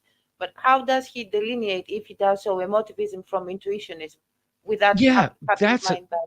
that's a perfect question. I think we have to delineate between them because the intuitionists, they care about ethics. Socrates is willing to drink poison over the fact that he won't betray the right way of living. Okay. So the characterological and the intuitionists, there's different types. Like we said, there's the Kantian, but then there's also the Socratic and the virtue ethicists. But these people, they really think ethics is worth talking about. It might be like you were saying before and describing it in that way. This is like the only thing worth talking about. This is asking the question, how should we then live? But it's recognizing we as a subjective character, and it's not trying to have a science about the damn thing. It's talking in the terms of narrative and relational terms and things like that. But what the hell would be a better thing to care about? For Ayer, ethics is just emotive. I don't know that he could say that's the most important thing we do is that we scream out how we feel all the time. It's not as clear that that would be of highest value to him, right? Because he's saying the thing of value at all is that which is empirically verifiable, and this is not. Now, the virtue ethicists, in a sense, are saying, yeah, it's characterological. It's not a science. It's a way of being, or stories about how to be, or debates and arguments about how to be, or manifestations of the quality of the logos, of the Socratic loving, caring about truth and the person you're talking to not harm them on a path to truth, even if they're not aimed at it. That's a way of being. That's the most important thing. For Ayer, it's just emotion. It's just expressing, right? When you stub your toe and you go, ow, you're making just as meaningful a statement as when you say, you murdered someone, you stole that money. You're just making the fact you stole that money, but you're going while you do it. That's all it is. It's just that quality. Right? I mean, so those seem very, very different. I mean, for Ayer, he's saying if you're not doing something empirically verifiable, you're just doing something meaningless, right? It means something. It means ow, right? But it's not a statement that could be true or false, right? He's not recognizing a characterological truth. He's not looking at truth pragmatically. He's not. So there's certainly some intuitionists in his category using that terminology. There's certainly people there who will embrace the fact that it's not reducible to a science in order to celebrate caring about it. It's not clear that he could possibly care about it, since he says the only things that we can care about are things that are empirically verifiable. Maybe I'm wrong about that. As we read on, perhaps I'll realize that that's not his attitude, but that does it seems strongly suggested that that's his attitude, and why he's using the terminology, this is nothing but emotive action. So, all right, let's wrap this up then. Are we on? Is this the last one here? It implies in the country that ethical judgments have no validity. Do we get to that? No. All right. Uh, we're not going too late. I'm going to just grab a quick drink and we're going to wrap up this last bit.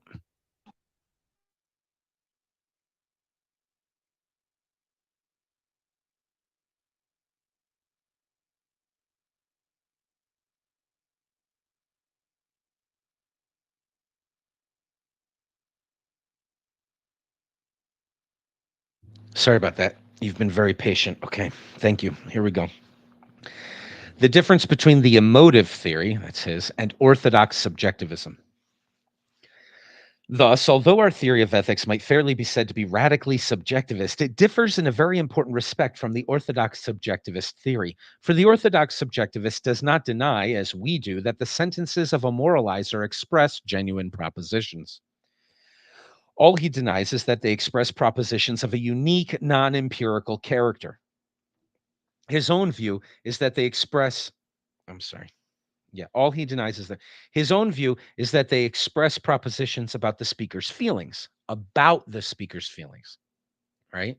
We already illustrated that, but he's not being a subjectivist.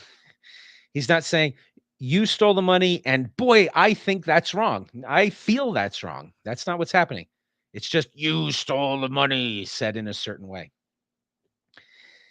In this, if this were so, ethical judgments clearly would be capable of being true or false, right? You stole the money and I think that's bad. I disapprove. Maybe I don't. Maybe I'm being a hypocrite and pretending I disapprove, but later I'm going to be like, hey, good job. Can we split it up now? Right? So that's a statement that could be true or false. He doesn't think that it means even that much. They would be true if the speaker had the relevant feelings and false if he had not. And this is a matter which is, in principle, empirically verifiable. Furthermore, they could be significantly contradicted.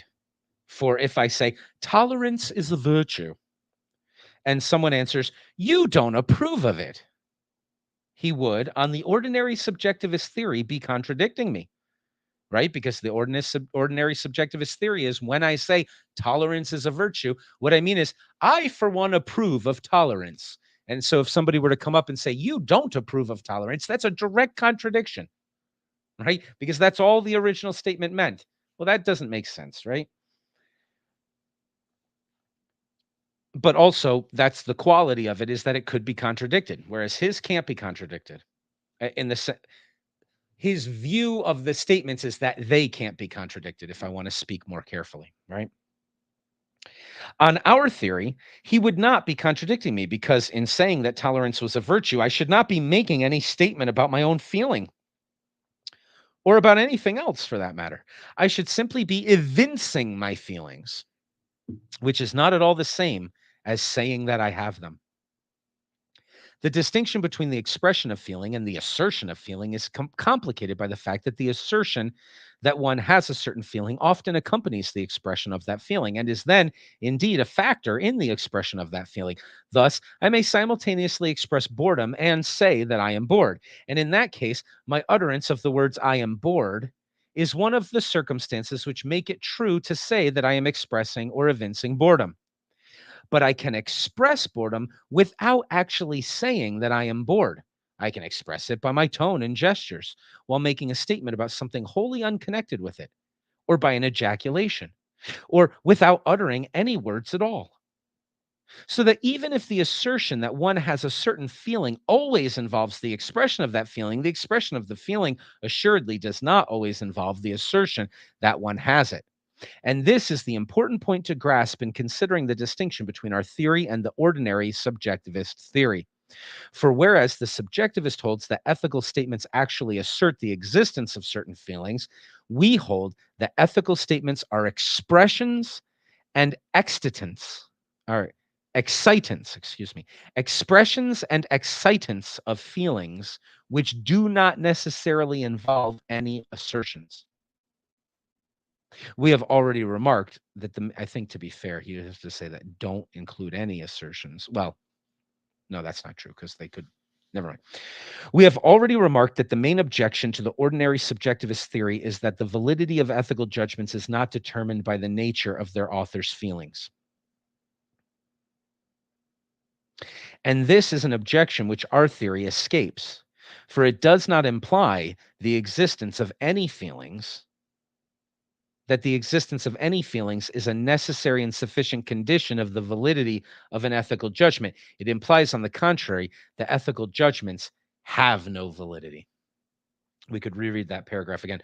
So, again, you could be making a factual statement, but the ethical part of that factual statement is itself not adding anything to the statement quality of the statement, right? Again, we'll go back to his first example. You were wrong in stealing the money. The meaning of that sentence is you stole the money. That's all it means. It's just me saying you stole the money. But when I say you were wrong when you, what I'm really saying is you stole the money, right? I'm saying you stole the money with a certain kind of attitude that I get to express by using those words. I'm not expressing that I have that attitude. I'm not saying it is true that I am very upset at you and I disapprove of the fact that you stole the money. I'm not making that claim. All I'm doing is saying you stole the money. That's the only meaning in the sentence, is me saying you stole the money, but it's me saying it with a certain stank in my voice, a certain kind of scowl on my face. That's what the words serve to do. They don't add to the meaning. And so he says that this kind of subjectivism, which is not, it's called emotivism, but his theory escapes the criticisms of subjectivism, which he regards as adequate to be rid of subjectivism in the old sense. He says, yeah, it doesn't work. Logically, it doesn't work. But his emotivism, he thinks, stands, and that criticism doesn't knock it down. All right. Do we ever dispute about questions of value? All right. So if he's saying that statements about value don't have any actual meaning, is it possible that we ever have a dispute about them? Here's his answer. There is, however, a celebrated argument against subjectivist theories, which our theory does not escape. It has been pointed out by Moore that if ethical statements were simply statements about the speaker's feelings, it would be impossible to argue about questions of value. To take a typical example, if a man said that thrift was a virtue and another replied that it was a vice, they would not, on this theory, be disputing with one another. One would be saying that he approved of thrift and the other saying that he doesn't approve of thrift. And there's no reason why both these statements should not be true. Now, Moore held it to be obvious that we do dispute about questions of value and accordingly concluded that the particular form of subjectivism which he was discussing must be false, therefore. It is plain that the conclusion that it is impossible to dispute about questions of value follows from our theory also. For as we hold that such sentences as thrift is a virtue and thrift is a vice do not express propositions at all, right? If I say you are very thrifty and that's a bad thing, all I'm saying is you are very thrifty in a disapproving tone. But if I say thrift in the abstract is bad or thrift in the abstract is good, I'm not making a proposition at all. I'm just emoting. I'm just going thrift or yay, thrift. That's all I'm doing. Okay. So he says, according to my theory, those are not even propositions. They're not even statements that could be true or false. We must therefore admit that if Moore's argument really refutes the ordinary subjectivist theory, it also refutes ours. Okay, remember, we read Moore. Moore's argument was, look, you can't reduce these ethical statements to statements about feelings because people disagree. How are we disagreeing, right? I feel good about thrift. Well, I feel bad about thrift. Well, nice to meet you. Isn't it nice that the world is full of people with different feelings? There's nothing to disagree with. You haven't provided an argument that I feel I need to defend against if all we're saying is I feel good and I feel bad. But Moore says that we have plenty of arguments about whether or not thrift is good or bad because it's not just a statement about our emotions. It's actually about something, right? That was his argument. And Iyer is saying that's a pretty good argument, some people think, against subjectivism. If it holds against subjectivism, it also holds against our theory. So our theory escapes the other attacks against subjectivism, but this one would work against us just like it would work against other subjectivist theories, because I'm claiming there's no argument possible. There's no way you could have an argument. If I stub my toe and say, ouch, how are you going to argue against that? If an ethical statement like euthanasia is bad is me just going boo, like I'm saying ouch when I stub my toe, there's no way that we could have an argument about that, right? Even if I said, I think thrift is the greatest of the virtues, and you said, I think thrift is selfishness and trying to be a money grubber, and it's the greatest of the vices. We would have nothing to argue about. I have my feelings, you have your feelings. I can say, yes, you do feel that way. I've known you a long time, right? What are we going to argue about if that's all we mean? And yet, we know that people often have arguments about that. If I said thrift is a virtue and you thought it was a vice, we could have arguments all day about whether or not it really was a good thing or really a bad thing. So Moore is saying there's no way this reduces to just emotions. This may seem at first sight to be a very paradoxical assertion, for we certainly do engage in disputes which are ordinarily regarded as disputes about questions of value. But in all such cases, we find, if we consider the matter closely, that the dispute is not really about a question of value, but about a question of fact. When someone disagrees with us about the moral values of a certain action or type of action, we do admittedly resort to argument in order to win him over to our way of thinking. We do have arguments, right? I want you to feel the same way about thrift that I feel. It's a great virtue. You think it's a vice. We have an argument. He says, of course we do. Of course we do. But what are we doing when we're arguing? Are we arguing about the normative terms? Those have no value. He says, no, we're arguing about the facts. Let's see. When someone disagrees with us about the moral value of a certain action or type of action, we do admittedly resort to argument in order to win him over to our way of feeling or thinking, is what he says. But we do not attempt to show by our argument that he has the wrong ethical feelings towards the situation, whose feelings he has correctly apprehended. What we attempt to show is that he is mistaken about the facts of the case. We argue that he has misconceived the agent's motive, or that he has misjudged the effects of the action, or its probable effects in view of the agent's knowledge, or that he has failed to take into account the special circumstances in which the agent was placed, or else we employ more general arguments about the effects which actions of a certain type tend to produce, or the qualities which are usually manifested in their performance. We do this in the hope that we have only to get our opponent to agree with us about the nature of the empirical facts for him to adopt the same moral attitude towards them as we do.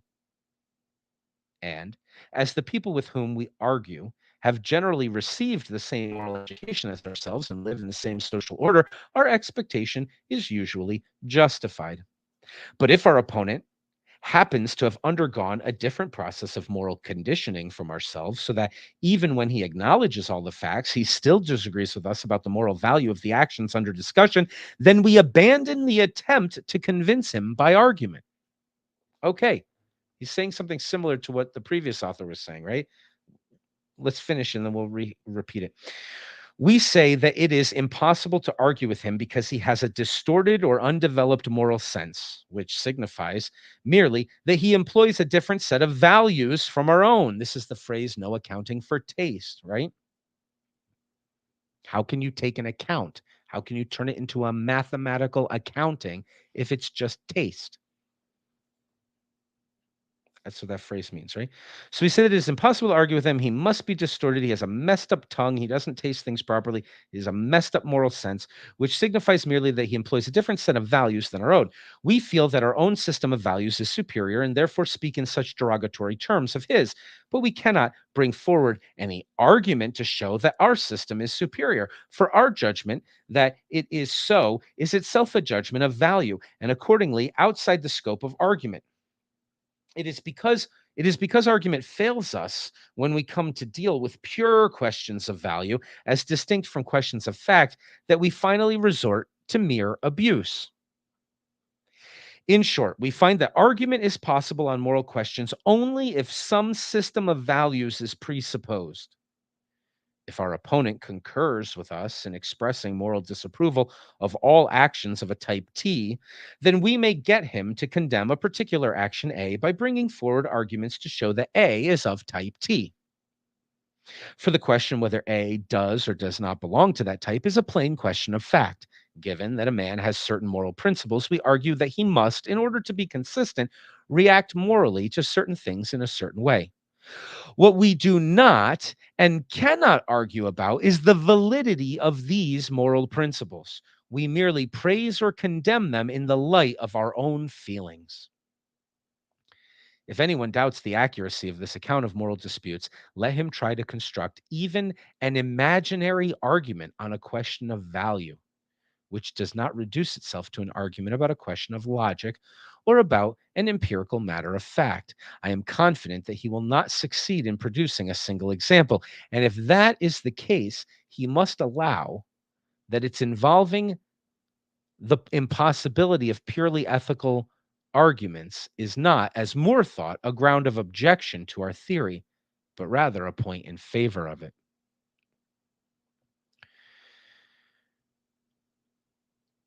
Having upheld, all right, so I feel like I should have paused on the last paragraph, but let's just see here. Very clear what he's doing, and he's actually doing something similar to what another defender or a defender of ethics was doing earlier, just saying, look, it seems like there's a lot of disagreement in ethics. Remember, but most of them are disagreements about facts, disagreement about the likely consequences of something. That's all empirically verifiable. That's all reasonable. None of them are the disagreement about the actual moral intuitions. Ayer is saying we're never able to disagree about the actual moral intuitions. Go ahead and try. Come up with a hypothetical. Come up with an argument for why someone should feel differently about stealing than they do. Are you already thinking about the consequences of stealing? You're not talking about the argument about the feelings, talking about the consequences. We can debate consequences, sure, no problem. Are you coming up with a hypothetical? You should feel. How are you going to argue that? You can argue that you normally feel bad about things that generally harm society. I can show you that stealing generally harms society. We can have that debate. Sure. We can make arguments like that. What we can't do is say, you don't generally feel bad about things that harm society, and you ought to. And the reason why you ought to is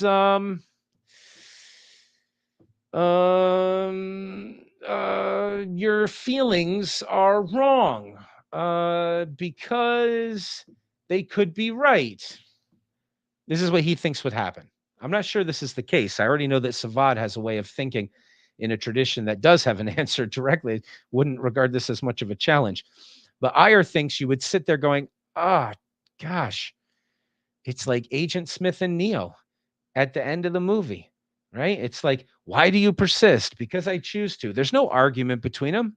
Is Agent Smith going to convince Mr. Anderson to become nihilistic and want to bring everything to an end? Of course he can't. That's not his character. Is Neo going to look at Agent Smith and say, let me tell you about how you should want being to continue and to flourish because you want to bring it all to an end and you hate it, but here's why you shouldn't have those feelings. No, there's no argument either way. There's just a way of being. There's characterological manifestation. I'm the one who says yes to being. I'm the one who says no to it. Fine. But Ayer is saying, yeah, that was my point. You don't make arguments about these things. You fight each other.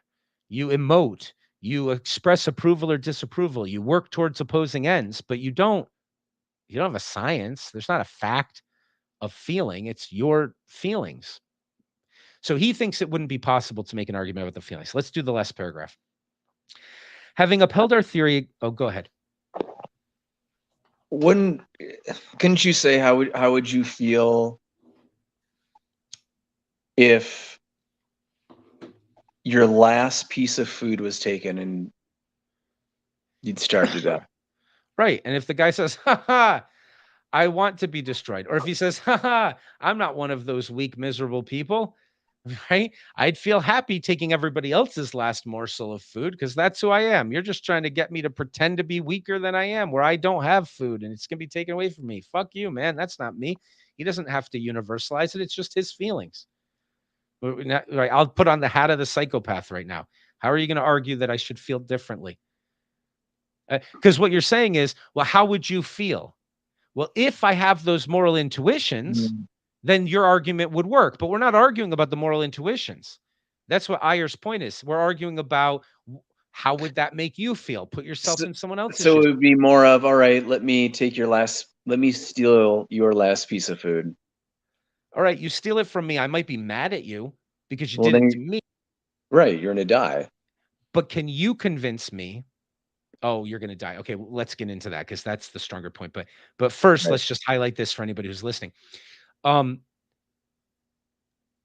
If you steal from me and it makes me feel bad, and then you say to me, you ought to not do to others what you don't want done to yourself. And I say, well, fuck you. I don't follow that. That doesn't seem intuitively correct to me. I should do whatever I can get away with. Right? How are you going to make an argument that I should care about the golden rule if it's not my moral intuition to care about the golden rule?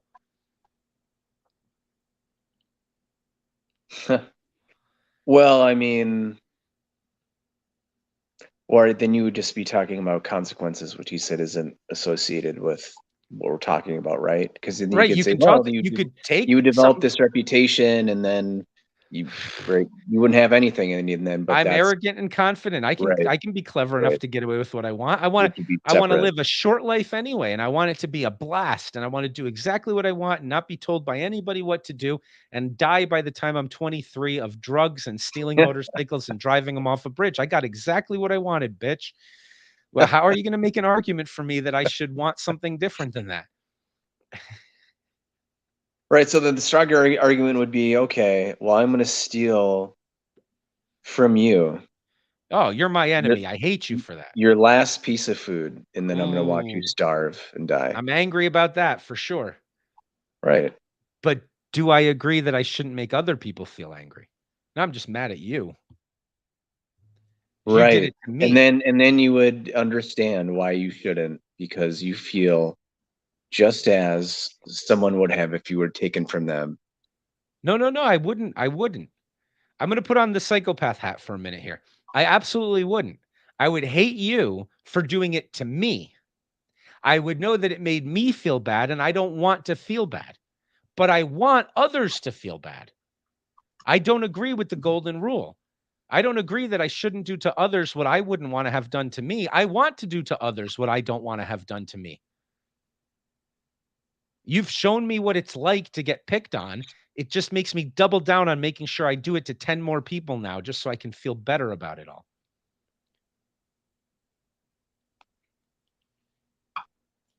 Where's the argument? Where's the argument that I should adopt I should adopt the golden rule? Where's that argument? Where is the argument without talking about consequence, right? Well, that's his point, right? That's no, Ira's point. Yeah. So I think you were about to talk about consequences in a different way than what I'm trying to force you into talking about them, and in probably a much stronger way. So there's a different kind of consequences that you were maybe talking about a second ago. But I'm trying to say, even if you tell me that the consequences to me are bad, you haven't given me a reason why I should care about doing bad things to others. Right. Well, they would, because you would die.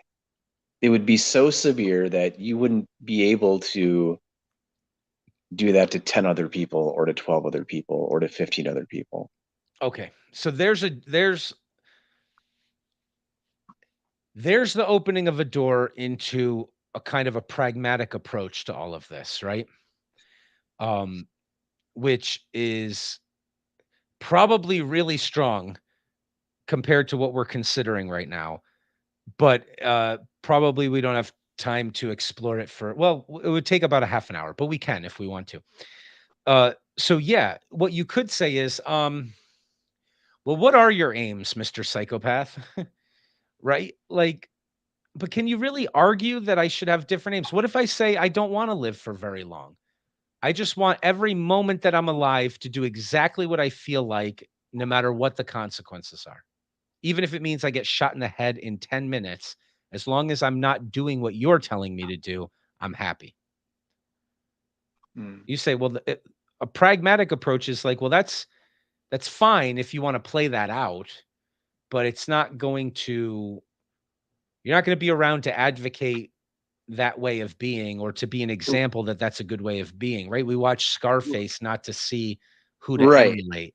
Right. And he says, when you go out, I want to be the guy who basically be the example of who not to be, and say, well, yeah, great.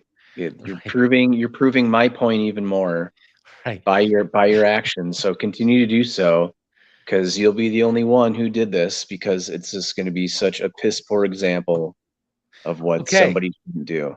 So the pragmatist doesn't have a problem with not being able to convince the psychopath. They're like, okay, great. Be a good example of what not to be, I suppose.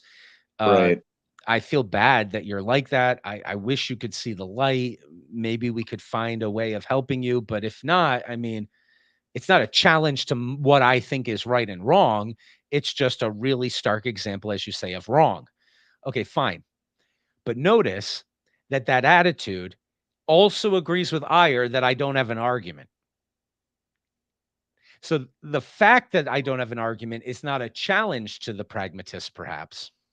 Mhm. But it's not the pragmatist saying, no, I have an argument. I could convince the psychopath, if he was logical and reasonable, why he should want something else. That's Iyer's point. You don't have an argument like that. Maybe that's been Well, swallowed. I suppose if it would be, if their aim would be to influence somebody else. Let's say they have a younger brother. Let's say they have a cousin, and say, oh, well, you want to want this person to take after you, to embody your views and your actions, because you think this is the right way. And that you can say, all right, so you can go ahead and do that. And then when you do get shot in the head, do you think they're going to follow suit? Because you no longer If they want exist. that. Right. If they Right. want to be a good example, if they want to make clones of themselves, then maybe they'll feel bad about it and they'll change their mind. But maybe they're just indifferent to the suffering of even their siblings. I mean, you've probably met people like this. Maybe not. Maybe I've just hung out in worse circles, but there's certainly people that don't seem to have much of a sense of responsibility to really anybody.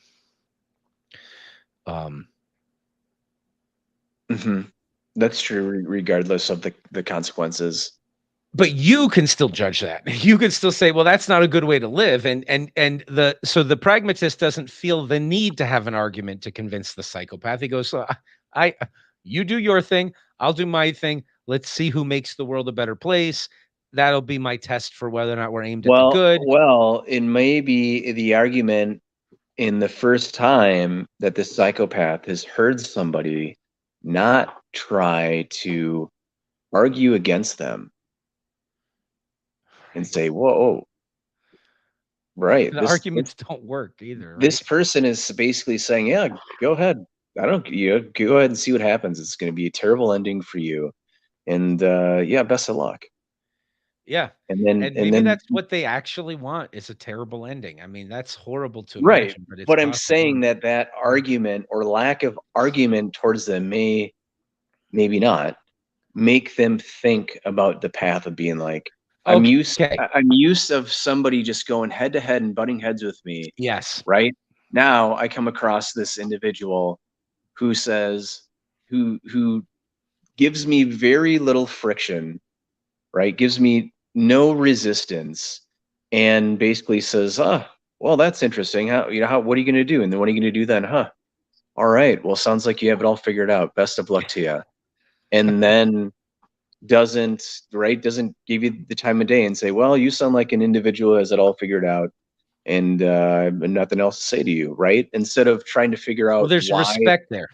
Right. Instead of trying to figure out, why are you doing this? And then trying to problem solve. Can I manipulate you into not? Can I convince you into not? Can I make enough external consequences that you give it up? Like, not approaching them at all like that, but saying, okay, that's how you, I mean, I'm not going to turn my back on you. You might stab me. I'm going to be weary of you, but I'm not going to try to argue you or manipulate you. Just, okay, that's what you're going to do.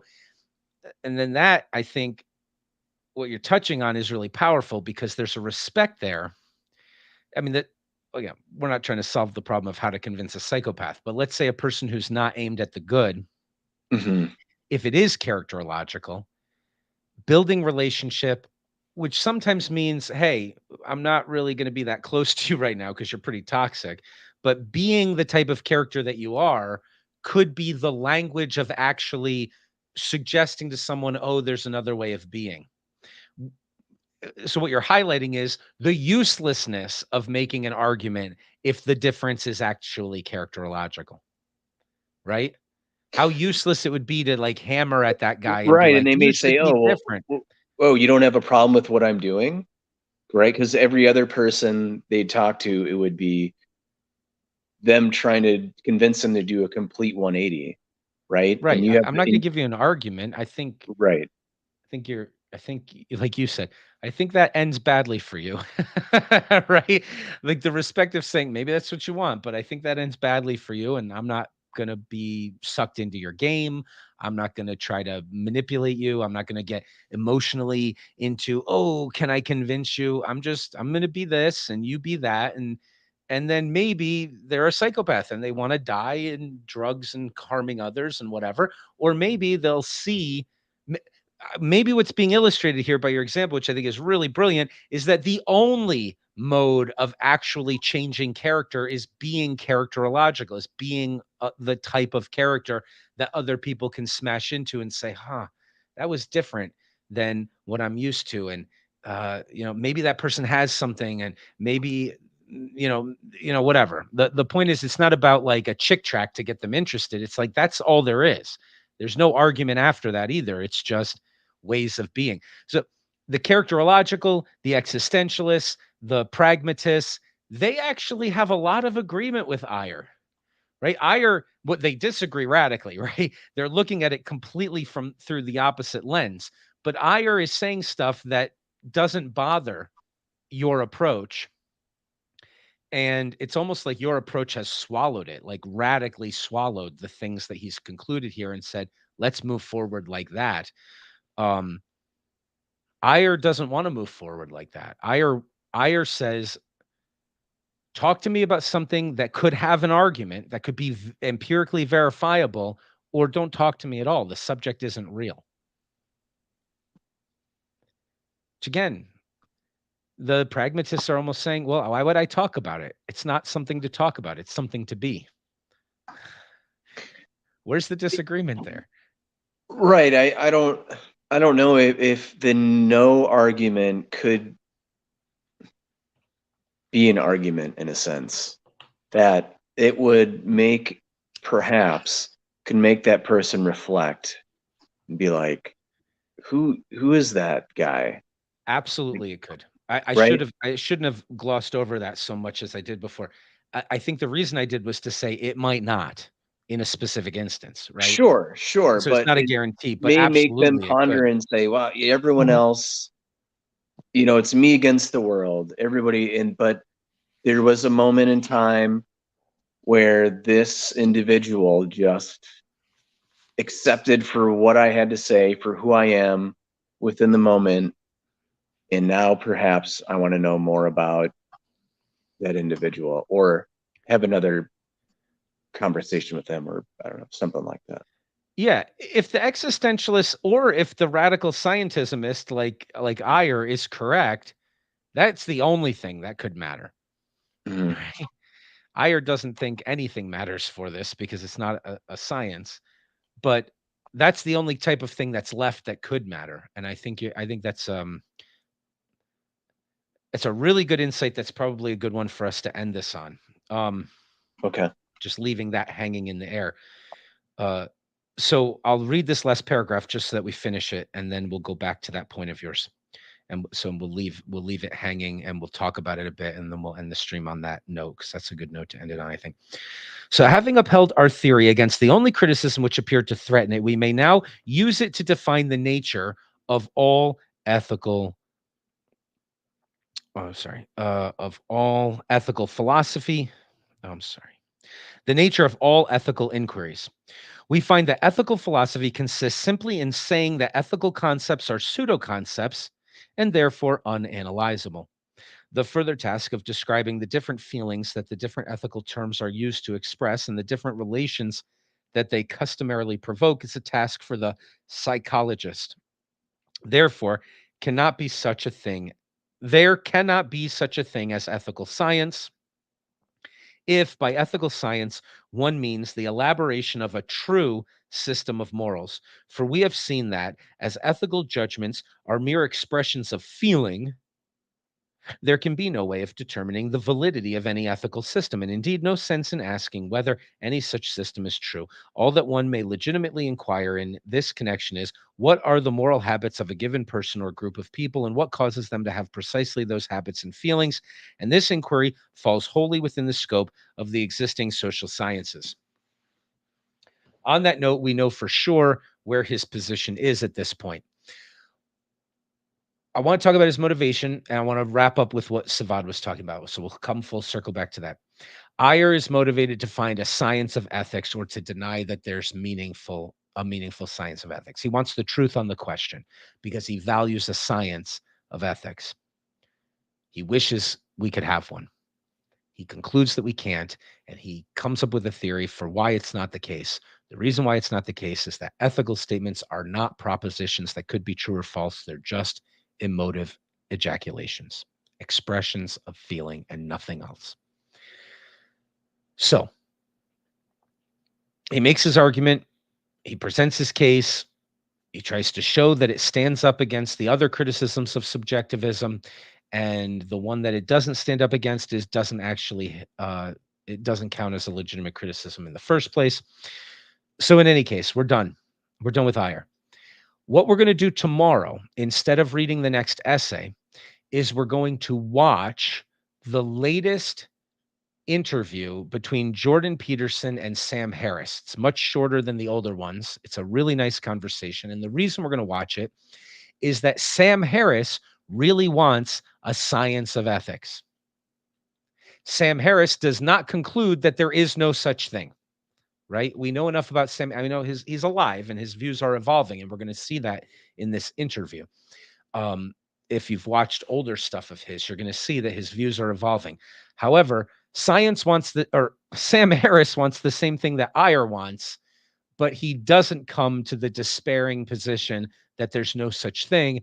And Jordan Peterson is, of course, in the Jungian, William Jamesian existentialist tradition, which is the one that that we're going to wrap up talking about, that Savad is bringing up.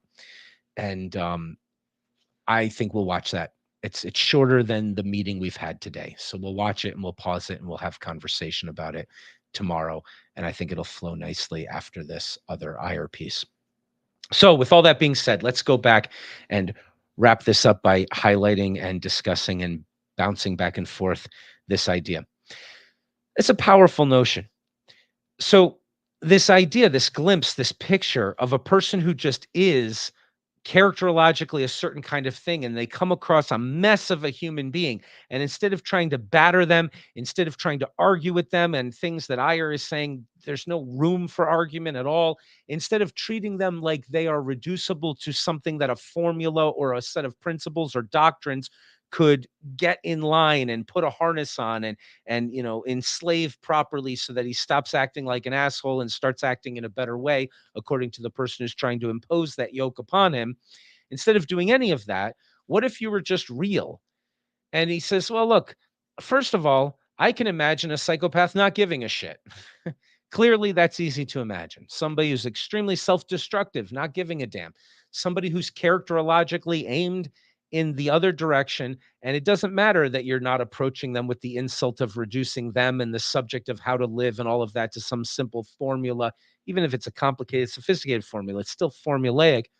By not doing that, Savad is saying, sure, that's not enough to guarantee the person's going to wake up, but Jesus, that might be a hell of a glass of fresh water in a damn desert of people who are treating each other like, get in line, everybody. And they do that to themselves, and that's all they can imagine their depth is capable of. And you could easily imagine, and this is the beautiful picture we'll try to end on, and I'll repeat it back to you in these words, and then I'd like you to see if I'm missing the point and give me your reflection on this. What if instead of any of that nonsense, you just were real? Don't get sucked into their garbage. Don't get tricked. Don't be naive and think they're not deceptive and let them take advantage of you. Nothing like that. What about being a solid, strong, characterological manifestation of a person aimed at something much better than this destructive nonsense that person's aimed at, and then say, hey, I'll just be this. That, you are suggesting, might have nuclear power of effect compared to all that other garbage, which doesn't have any effect at all. So my question is that what you are saying and getting at? Is that a fair reflection of what you're talking about? Yes. It actually, it doesn't, let's say, work in the way which I was talking about, but there's a movie called Heat. I don't know if you have seen it, and it's Al Pacino's in it, and Val Kilmer and Robert De Niro, and it's these guys, and they go and rob banks. Robert De Niro is a bank robber, and Al Pacino is this detective, this police officer who's been tracking these guys down. And there's a scene where they are been tracking De Niro and Kilmer and these guys, and that they know that they're going to pick off this spot. And then they figure out that they're being watched, or the cops are onto him. Pacino ends up driving and pulling up to him, pulls De Niro over and says, "Hey, I want you to follow me. I want to buy you a cup of coffee." And they go and they sit down, and Pacino just talks about, "Hey, I don't know how to do things any other way. This is my life. I go after the bad guys like you. I'm on my third wife. I'm gonna get a divorce because I don't quit. And if I catch you and it's between you and me, I'm gonna put you down." And then De Niro says, "Oh, well, there's a flip side of that coin. I'm not gonna back down." Right? And it ends like that. And it's a good movie if you haven't seen it, but it reminds me of, basically, De Niro said, "Yeah, I don't know how to do anything else either. This is who I am, and this is who I'm going to be." It reminded me of these two characters who were at the complete different sides, but had the respect and understood and knew that their paths may cross. And if they did, then things would work out the way that they work out. So it didn't work out in the way which I was, talking of, Al Pacino talking to him saying, "Hey, do you have somebody? Have you thought about this? This isn't going to end well for you. This is maybe who you are and what you do. This may not end well." But like I said, Robert De Niro had accepted that fact of being one character and Pacino was the other character, and proceeded on. So it didn't work out in the way which I was discussing, but I do agree with you on It's the what you same said. powerful picture, though. No, Yeah. that's perfect. I'm Right. going to watch that movie for the first time. I'll put it on tonight. No, that's a really, really, really powerful picture. So a couple of cool things come to mind. One, narrative is the right language for discussing what we're talking about, isn't it? Right? It's not accidental that it would be a movie or a play where you would have this example. What other language is there for talking about, here's a character, here's what happens when they smash up against each other, right? Like that's just what narrative is driven by, or here's a character trying to get over from here to here, but the Right. things he smashes into are other characters from A to B. So it's such a powerful scene as you described it, because so I'm reminded of a number of things. One of them is a quote from Zarathustra, which, remember, we have to remember who he's talking to matters, because when he's specifically talking to a certain type of person, it's all his character smashing against their character, and what he says to one person isn't a universal rule for everybody. But I think he says something like, I think he says, "Thou shalt," what was it? "Thou shalt have enemies that you hate, but never thou shalt only have enemies that you hate, but never enemies that you despise." So there's this idea of loving your enemy, but there's a way of interpreting that idea of loving your enemy as really have contempt for your enemy, view them as weaker and lesser than you, and that ain't no love, right? So that's not the only way to interpret the message, love your enemy, but that's one way, right? But if two characters, what's powerful about that scene is two characters who are in opposition to each other, right? So the term enemy applies, right? You're the kind of person who will try to put me down if we come in conflict. I'm the kind of person who's in opposition to you, and I'm going to chase you down, right? That's just how it is. There's a kind of a love there, isn't there? There's a totally different kind of love of enemy, a respect of your enemy. Thou shalt only have enemies that you hate, which means you not hate in this type of contempt that actually the love usually is, in the way, in like the cultural manifestation of love that says, oh, I pity you because you're, that's that, I love my enemy like that there's something wrong with that maybe. But the kind of love that says, oh yeah, let me show you how to really love your enemy. You gotta respect them, right?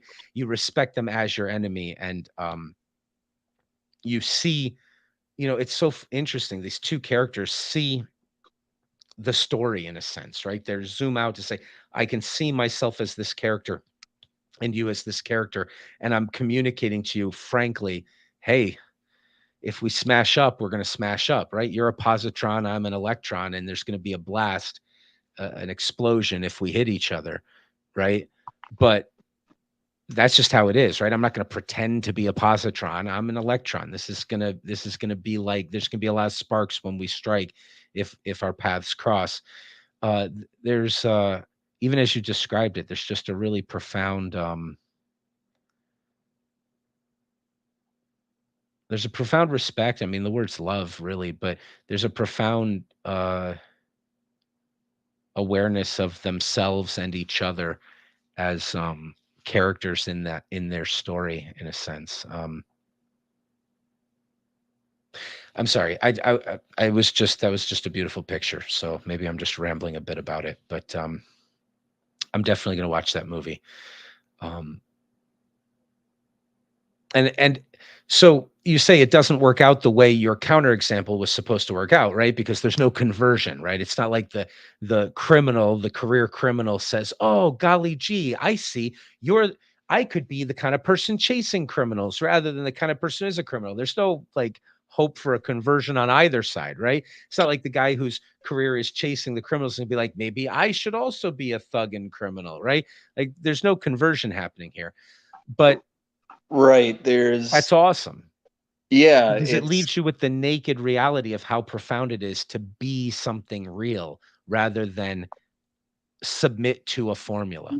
Well, and it also could have been at a point where he could have decided, like, man, that's right. It's the heat that if he says, I can't remember verbatim, but basically, if there's heat, you need to leave and not have any ties. It doesn't matter who or what. You need to be able to pick up and leave.